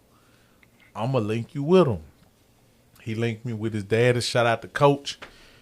And his daddy was like, man, send me the record. You know what I'm saying? So I sent him a piece of the record with the hook and a piece of Juicy verse on it. Mm-hmm. And he was like, we want in. You know what I'm saying? And so that's kind of how it came about. And the way I got Soulful Scony on there, the guy that's singing, shout out to my dog Soulful Scony, I did a contest. I did a contest on Facebook, bro. I think I remember that. Yeah, I was like, man, I I got this record. Who want to be a part of it? Yeah, I remember that. Blah, blah, blah. And my dude Javo again called me. Like, it was a lot of artists that did some cooler stuff, hooks, send me some hooks back. Mm-hmm. But I knew what I was looking for again. Right. And my dude Javo said, hey, man, my dude Scony, man, he gonna be the one that killed that jump, bro. So I hear this stuff all the time, right. People. I'm like, okay, bro, I'm telling you. Yeah. And man, when bro sent me that jump back, bro, and when he said that part, what got me, bro, when he said, cause he wrote that hook, and when he said that part, he said, they want you weak, they want you sleep, so please be mindful. You know it's strength in numbers, so sticking together is key to survival. Yeah. When he said, don't mistake the love for sympathy for my rivals. Playing with mine, you'll find out what I'm willing to die for. Oh, nigga, I lost my That was it. Oh, my God. Bro. I jumped up. I'm like, man, my wife looking at me like, man, what's wrong with you? I'm like, because I'm listening to it with my earphones on. Yeah. So they can't hear what her and Amaya can't hear what I'm listening to. So I just jump up going, I'm like, oh, my, like, that was it, bro. Because people don't know what it feel like to hear something in your head and then hear it play out the way that you heard it in your head, bro. You know what I'm saying?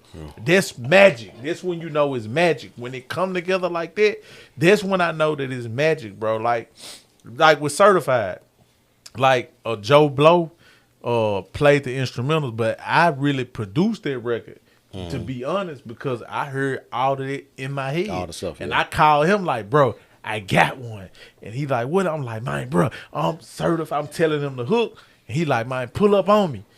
I pulled up on him, man. We sit down together, and you know what I'm saying? Once he started with the drum pattern, I'm like, man, play this. Dun, dun, dun, dun, dun, dun, dun. I'm telling him, like, play. Yeah.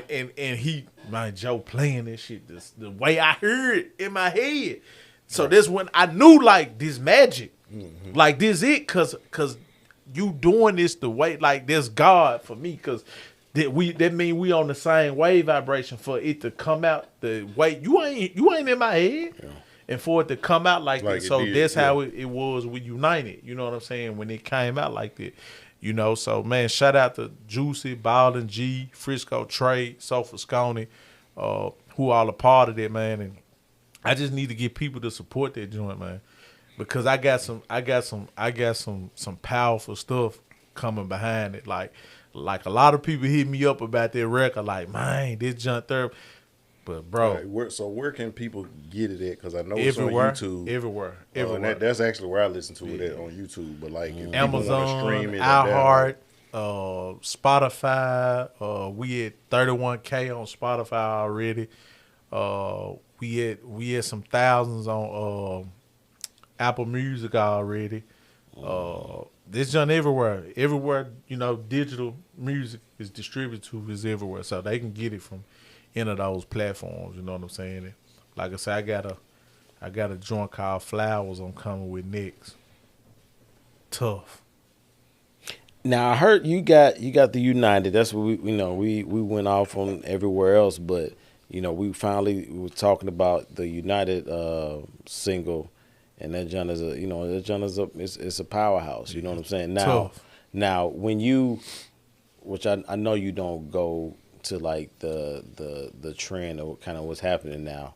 If somebody say like well, this record too long.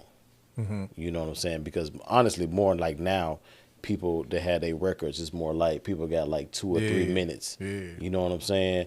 But you don't really. I'm sorry. Let me stop. Go Yeah, I mean I get it, but I'm with you. But I'm saying I don't be remembering them Johns though. Yeah, because you ain't really saying like. To That's this why point, it sound the same. You're not really saying nothing. That's so why I it's say hot I'm looking for my tribe. Yeah, right. Because see, all they've done is cause bro, we from the same era. We listen to music. Right. If it's good, we gonna bump it. I want to hear all 3 verses. Yeah. You remember when rap was we did 3 verses? Yeah, everybody had 3 or verses. like a group, like because I used to like Bone Thugs and Harmony. Right. Like it was 5 niggas rapping, and I wanted to hear what every single one of them had to say. Yeah. So like I said, they've continued to dumb each generation down, and so the newer generation, their attention span is so short. It is. I ain't trying to. So I'm trying to reach them because they the ones need to be guided. Yeah. You know what I'm saying? But I'm not finna dumb my music down. They gonna have to catch up. Yeah. You know what I'm saying? They gonna have to catch up. So think about the Temptations. Like when you think about the Temptations, like what's the song that come to mind? My Girl. Okay, My Girl. What else? Just My Papa was a Rolling Imagination. That Papa was a Rolling Stone. But think about it now. Papa was a Rolling Stone. Yeah. The intro on that song is like a minute and 45 seconds before he say it was the 3rd of September. Right. So like it gets you in the zone of just you hearing like the build, Right. how you was talking about how you was telling Joe Blow the instruments he played. Like you hear every instrument come in. You hear the bass first, then you hear the Right. You know what I'm saying? Then you hear the drums, like you're hearing all of that. But like, and it's a build up. You know Check what I'm this saying? out. It is. And that's where we came from, but we lost it. Yeah. and you 100. So like we united. Like, how can it not keep your attention when I come right out the gate and I'm like, I know the ancestors pissed. How the hell we end up like this? I know they turning in their graves over the fact that we still being enslaved. Land of the brave just a home to some killers. $1 billion rappers just some nappy-headed niggas. Worshiping the money. They sold their soul for the thriller. But never once looked at the man in the mirror. Forgive us for harsh living, destruction, and all this killing. I'm giving all of my will and rebuilding these broken buildings. I'm healing these broken children. I'm elevating the youth. Let them know that it ain't no ceilings. It's nothing that you can't do. United we win, divided we lose, representing a different set, but I'm still part of the crew. How you following all the loss, but say you having the juice? Kill your own over post. Shit, you was ready to shoot. But when a white man do it, you niggas calling the truce. Addicted to self-hating, this is all of the proof. We mimicking slave owners. We just following suit. They retired the white mask when we was handed the noose. That's my verse, right? How that don't keep your attention. Yeah. And then when you hear the hook, and then you hear what the nigga talking about in the hook, and you like, oh, this serious. And then you get No, then even when 8 Ball came in, 8 Ball didn't come in rapping. 8 Ball came in talking. Because I was listening, I was like, so hold up, is he just gonna talk? Or is it? So I'm listening, you know what I'm saying? But when he said, you know what I'm saying, I'm bigger than everyone, you know what I'm saying? I'm the biggest one in this room, right? Like I'm like, okay, he's spitting now, and I'm like, okay. So like, okay, So let me go listen to it again. The way I you know, formatted the song, like because it's long, but look at how I formatted. Like I didn't have no drums or nothing in my verse. It's just the battle cry. Yeah. It's just like my cry for my people, right? And then the hook hits you, right? I flex on you like I bring the bass line in at the end of my verse, like with boom, boom, boom. Like I flex on you like, okay, it's finna hit, and then nah, hold up. And then the singer come in, they want you eat. You know what I'm saying? Yeah. And then right after he come in, then here come, it's time for the niggas to get them off the ass. MJG went out. That's when the that's Juicy verse. Juicy. Okay. You know what I'm saying? But the drums Juicy came in when MJG came in too. Yeah. Right. Yeah, okay. Right. Okay. So like it's a whole different dynamic through the whole song. Yeah. You feel what I'm saying? So like I'm taking you on a journey. That's what music is. You know what I'm saying? How did we get away from that? Yeah. You know what I'm saying? How did we get away from that, bro? Like music is like, because everybody telling their story. That's what make me love music. I want to jump in the car or I want to put my headphones on. I want to visualize your story. I want to see this motion picture in my head. You know what I'm saying? I want to be able, when I lay back, if I just want to listen to some music today, if I want to listen to your music, bro, I want to put my headphones on, turn your music on, close my eyes, and I'm going to be where you at when you rapping, bro. That's what music is supposed to do, bro. So that's why I can't listen to the new generation, because I don't want to be in the trap killing niggas and doing it like that. No, bro. I want to, when I listen, I want to hear your story. You know what I'm saying? And I want to put myself in your shoes. Damn. Music used to be like, it's like when you used to get out with a chick you really like. So, you know what I'm saying? Like you shower, you done laid your outfit out, you iron it, you hop in the shower, you in the mirror, you shaving. You know what I'm saying? You already got the restaurant picked out. Y'all go out. Y'all have a fire date. She say come back to the crib. You know what I'm saying? Y'all make out. You know what I'm saying? Oh, she let you rub it. It's like almost like you, the chick you met, like you making look. You know what I'm saying? Whereas get the dry now, right? Whereas now it's just like, hey, I'm gonna tickle your balls for a little bit. but with no payoff though. Yeah. You know what I'm saying? So you get excited and then it's over. And so everybody you listen to, it's like, let me tickle your balls a little bit, and then it's over. And to his point, everybody sounds like, okay, let me tickle him a little bit, and then it's over. Cause that's one of the things I get about the songs. So like everybody like, damn, bro, the way you broke the verses down, and like all that was me, bro. Like, cause I'm like, okay, I'm gonna do this like this, so it won't just be like just the same thing. You know what I'm saying? Yeah. So like when Juicy verse came in, bring the drums in, bring the hi-hats in, bring him in with the ha.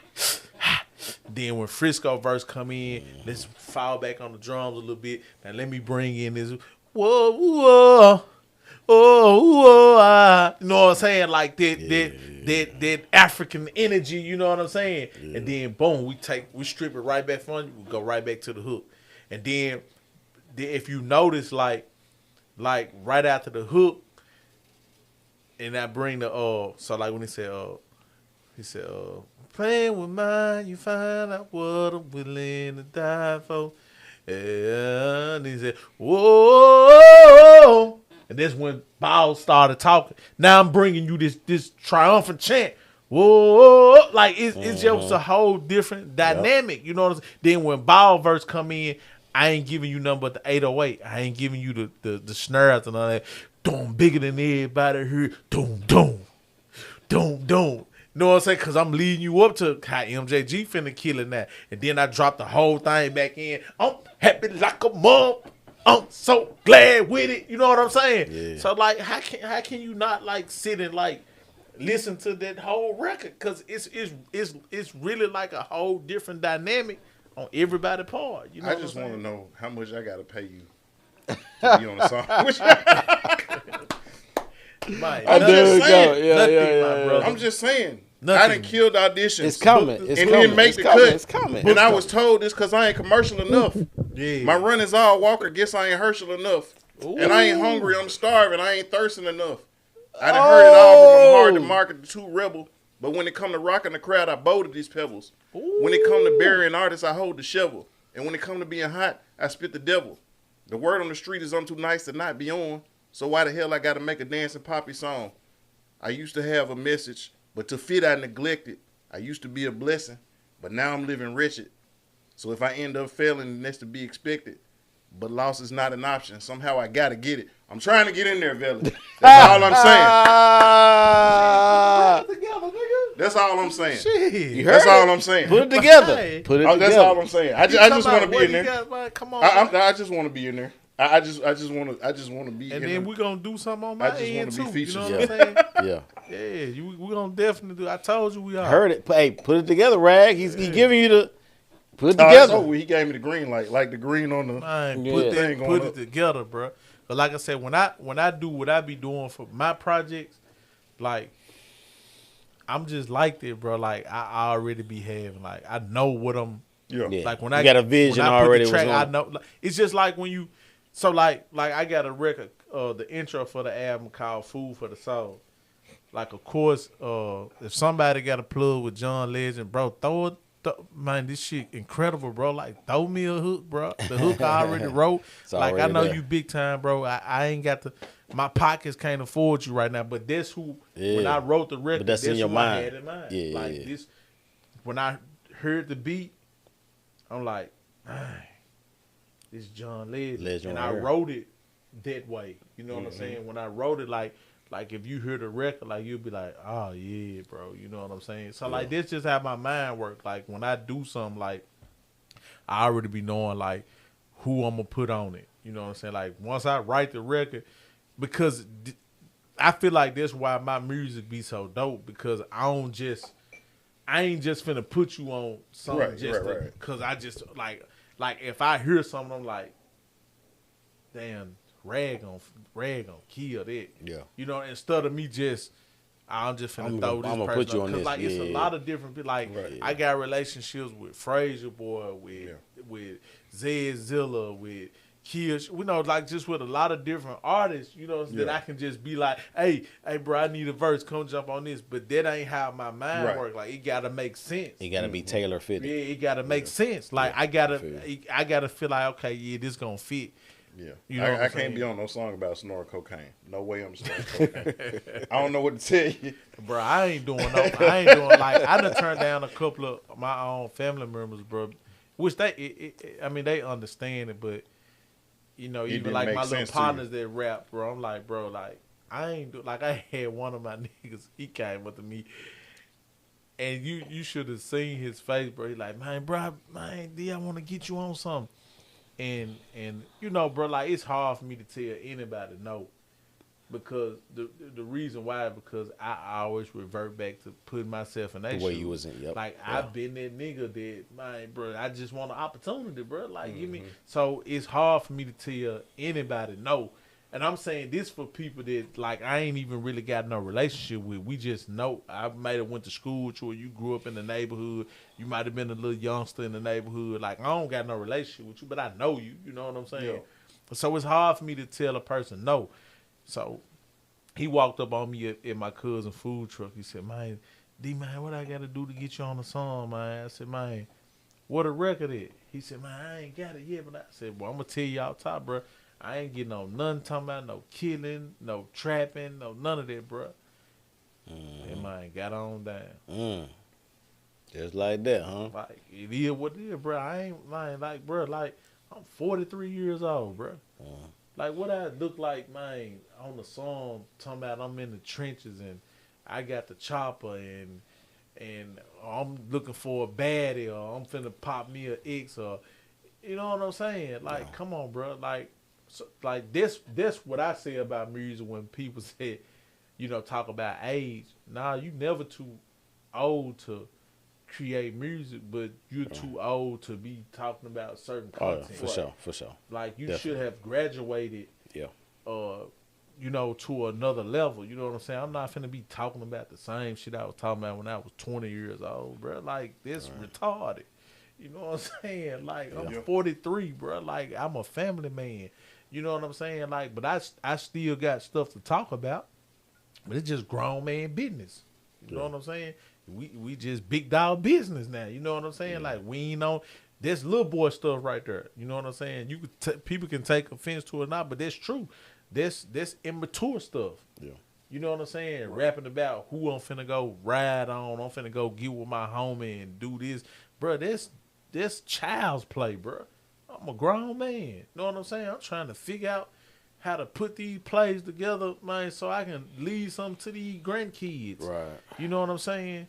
You know, so I can give my parents the best experience before they ride over here. You know what I'm saying? Like that's what I'm on. You know what I'm saying? Now, before we shut down here, tell us about now the album coming out, because the United Food for the is with us. soul. Yeah, Okay. United. I was about to say tell a lie, What you guys say? but choosing you was the first single off Choosing the You. album. Yep. You know what I'm saying? That And just I kind of smashed. almost forgot about that it was the first single off the Yeah, album. that You know what I'm was saying? too, But it's the first single off the album. So if you ain't heard that, go check out "Choosing You" by Young Veli. It's a dedication to my beautiful wife, my best friend. You know what I'm saying? So go check that out. And United.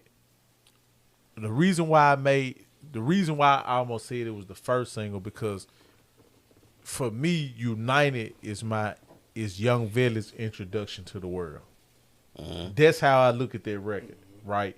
Because I've been trying to figure out for so long, like how to, because you know, people know me from Young D, like music Right, fans, right, yeah. but Young D doesn't exist anymore. So like, you know, like so. I've been like, how do I rebrand myself? How do I pull people into Young Veli? And That's so real. Allow that's me why to I reintroduce just myself. Yeah. right. So yeah, pretty much. and Yeah. but really, I don't even want it to be no reintroduction. That's why I don't never talk about Young D. Like I want to be looked at as a new artist, because I am a new artist. Like Young D no longer exists. Like I'm not that person Right. no more. Like that was 20 years ago.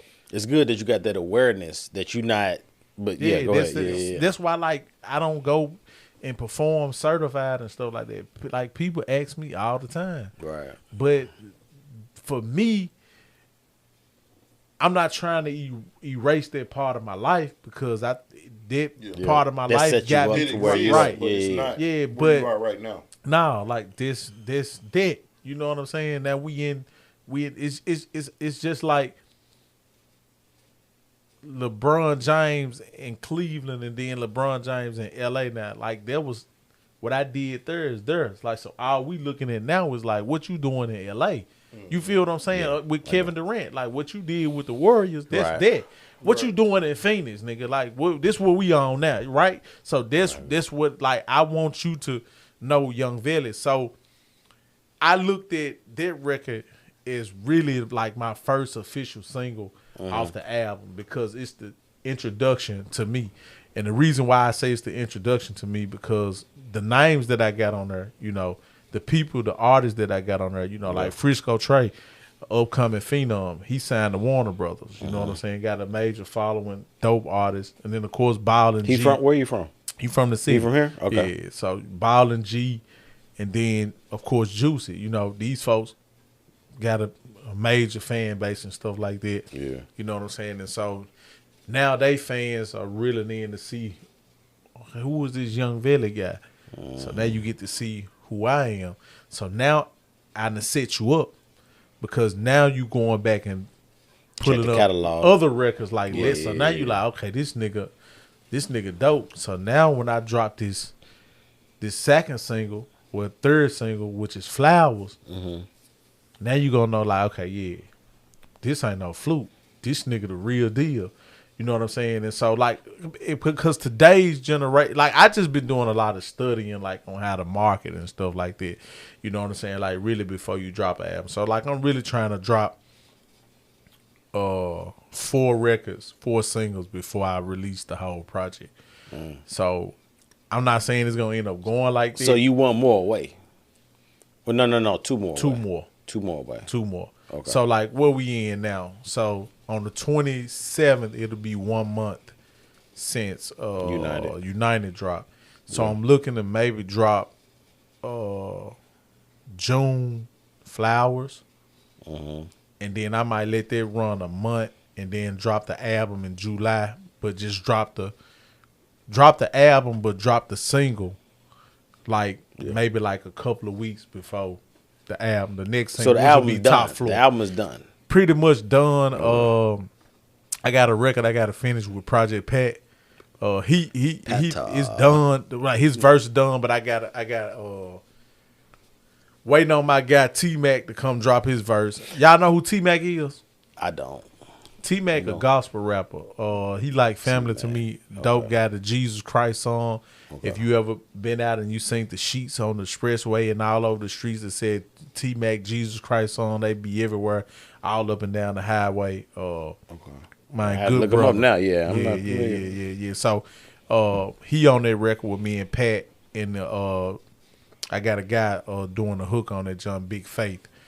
So I got to finish that, and I got a record I got to finish with Terrence Love. Y'all know who Terrence Love is, right? Heard of that name. Dope singer. I got him on a record called Standing on Business.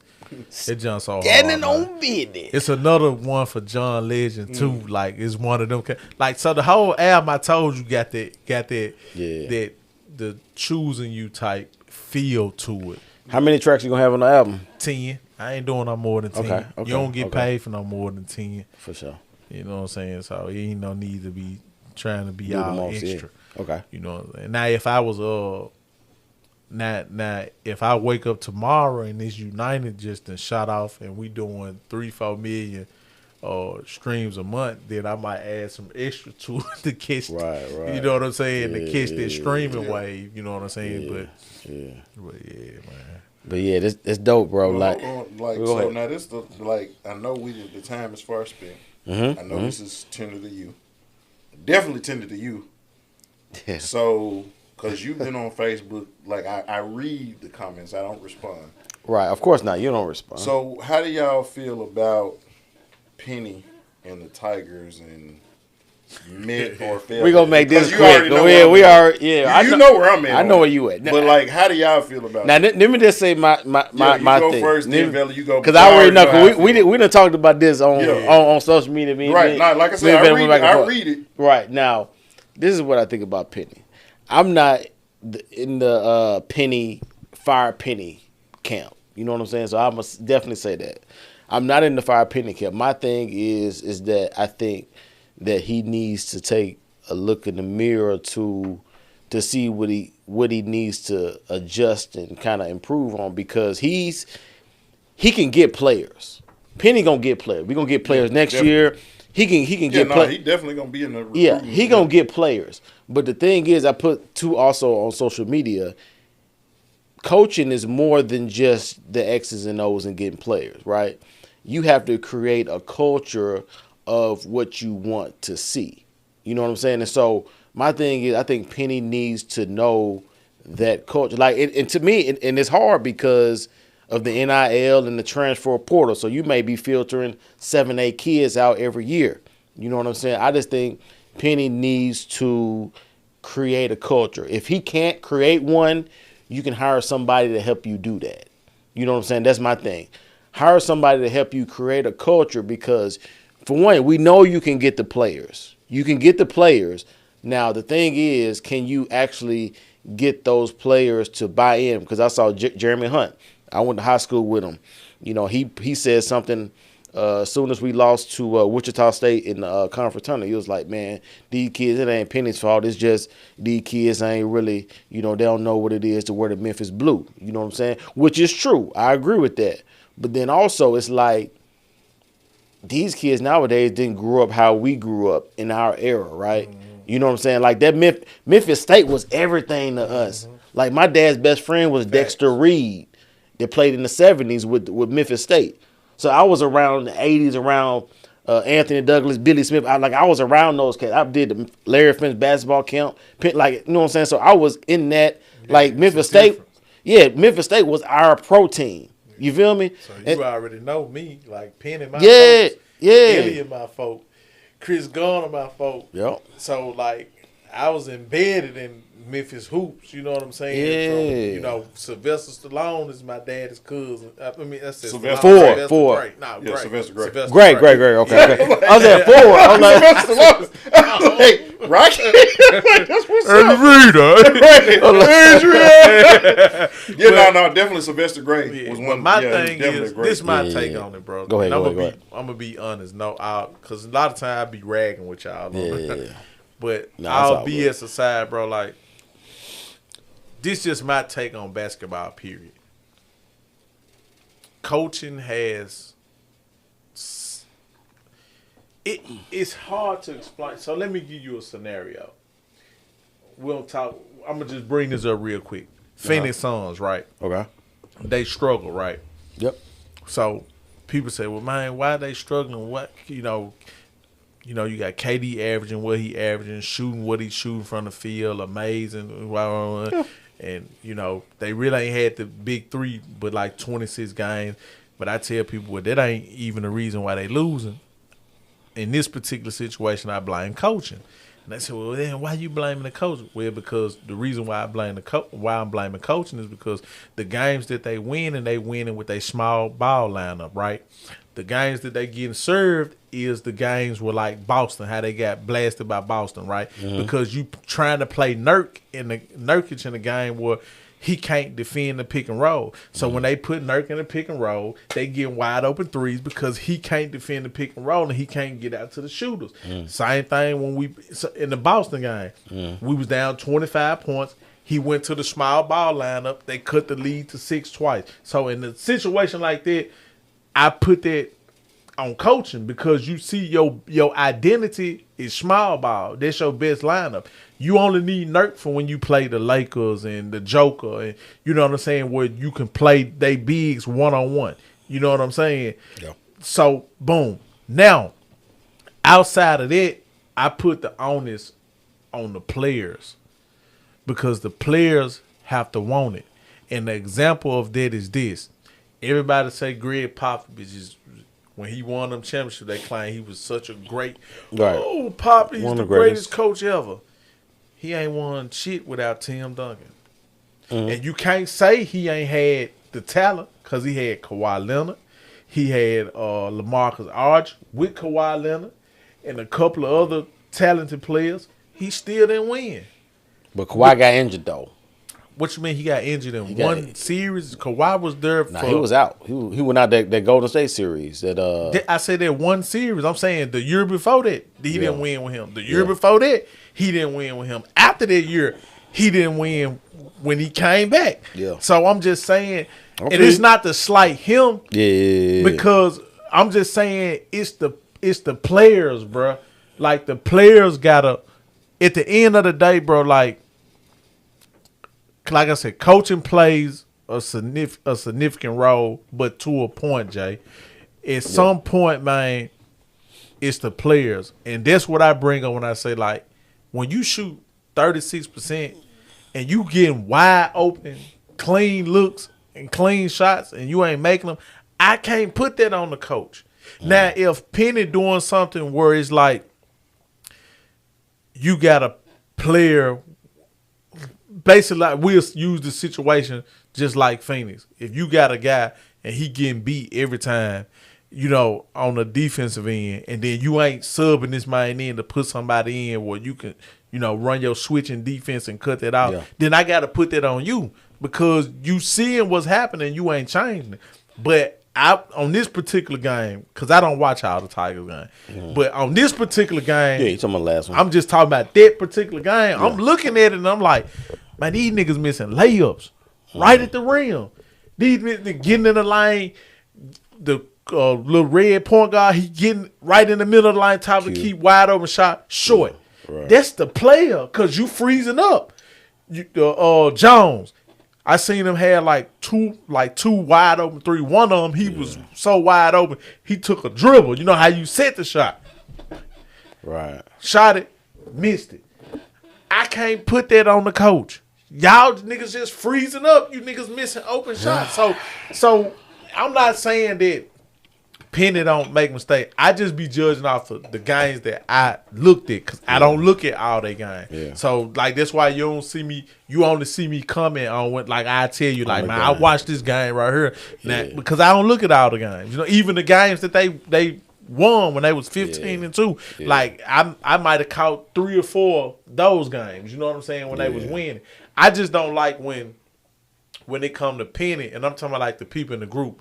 Right. When they was 15-2, y'all went in here saying good coaching job. Yeah. Great coaching job. Mm-hmm. You did a good job, Penny. Right. But the minute they lose, it's all Penny. Yeah. So you saying he can't coach when they lose, well then what is it when they winning? Right. Now I agree with that because I'm on the other side. When we was 15-2, I was like, Penny gotta be the coach of the year in the conference at the moment. And I think I made a something about that. Yeah. So, you know, I think like I said, I'm with you. I'm not about firing him, but I'm like Penny has to be held accountable because if he don't make the tournament this next year coming up, I will say I was looking at his and that's what I was doing. I was looking it up. So right now he's 3rd all time for winning percentage.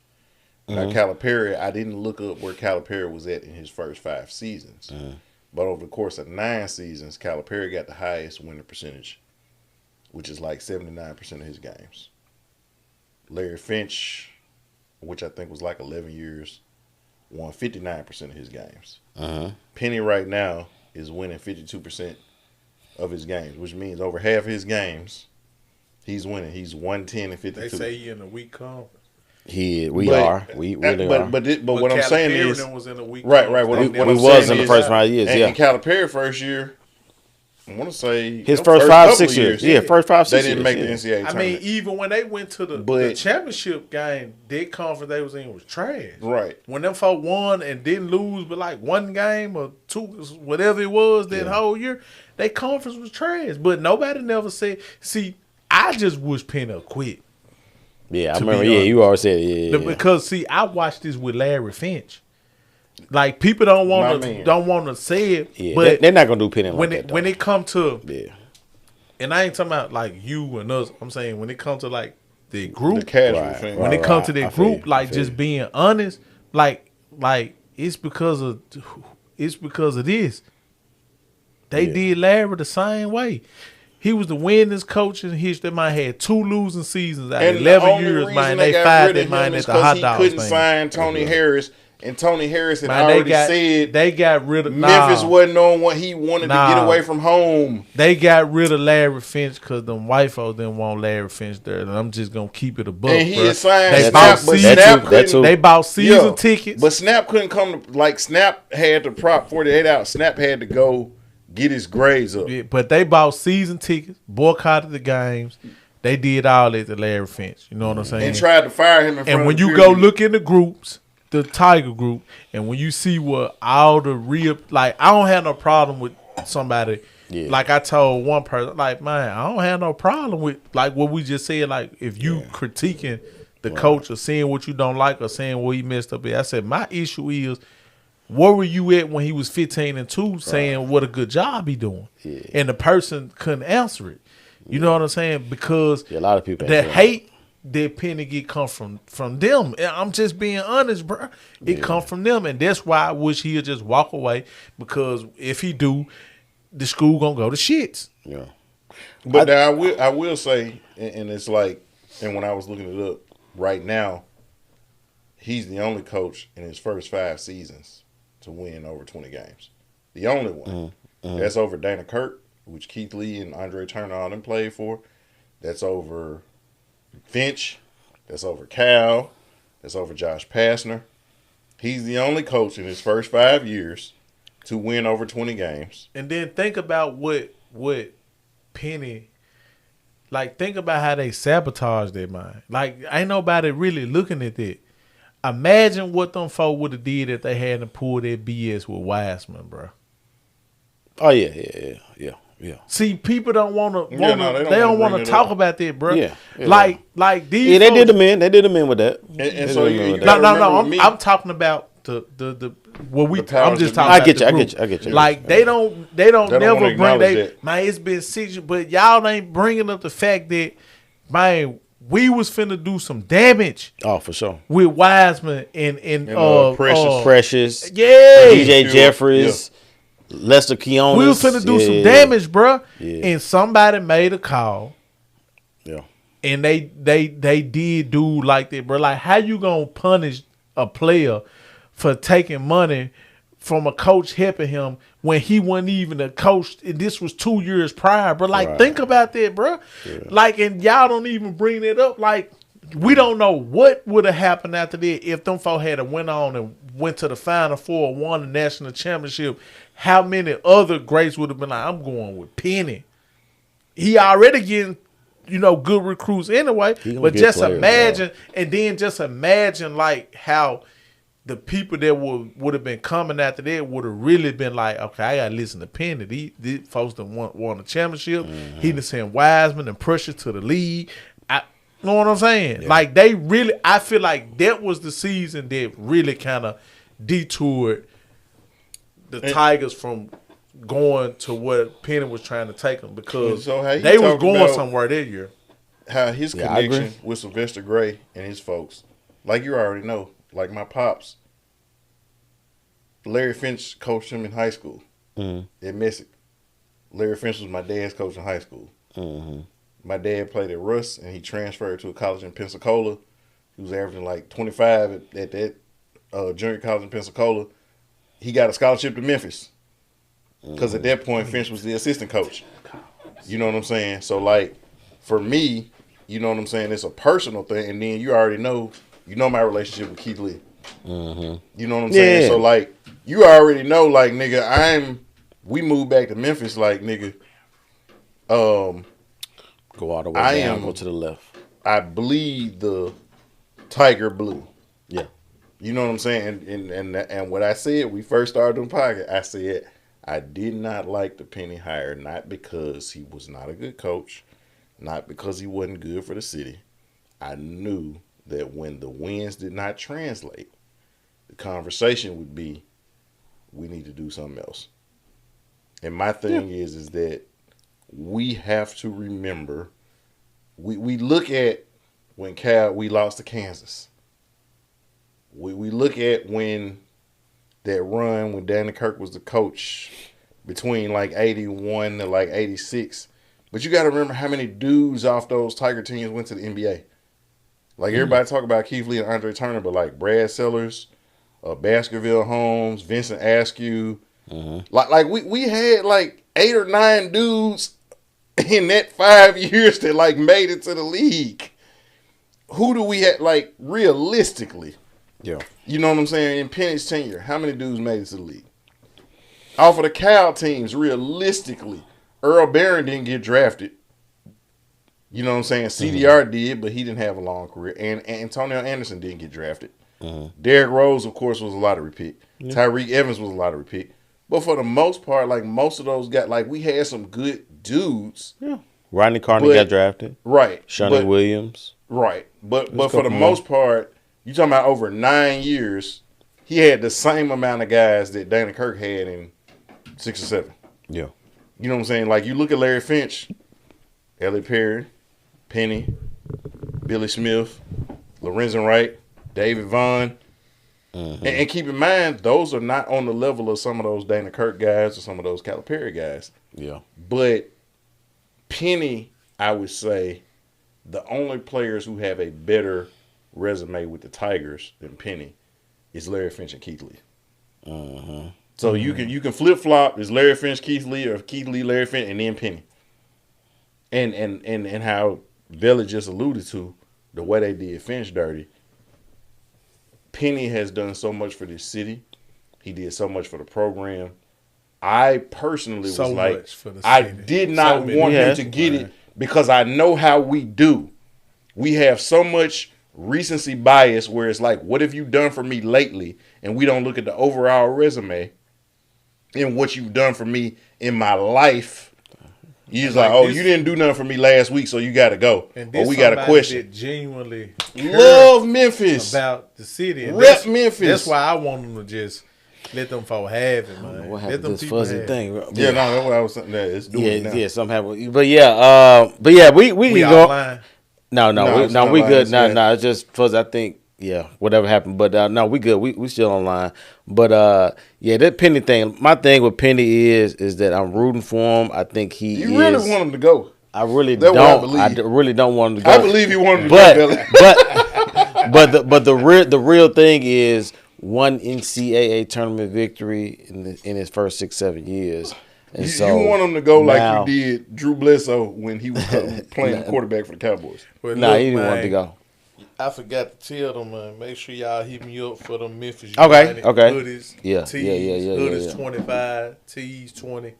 Man, I'm trying to paint the city like this, man. Memphis United. I also got Atlanta United, New York United, Got everything, okay. Louisiana United. Like, man, we trying to unite the whole world with this black love, this black excellence. You know For what sure. I'm saying? Like For sure. that's the movement. Food for the soul, baby. Food for the soul coming this year, y'all. Yes, sir. Y'all, we're a little fuzzy, but y'all, until next time, continue with that Why are we executive fuzzy? mindset. And most definitely keep it presidential. Salute. Arriva Dirty. Hey. Bow.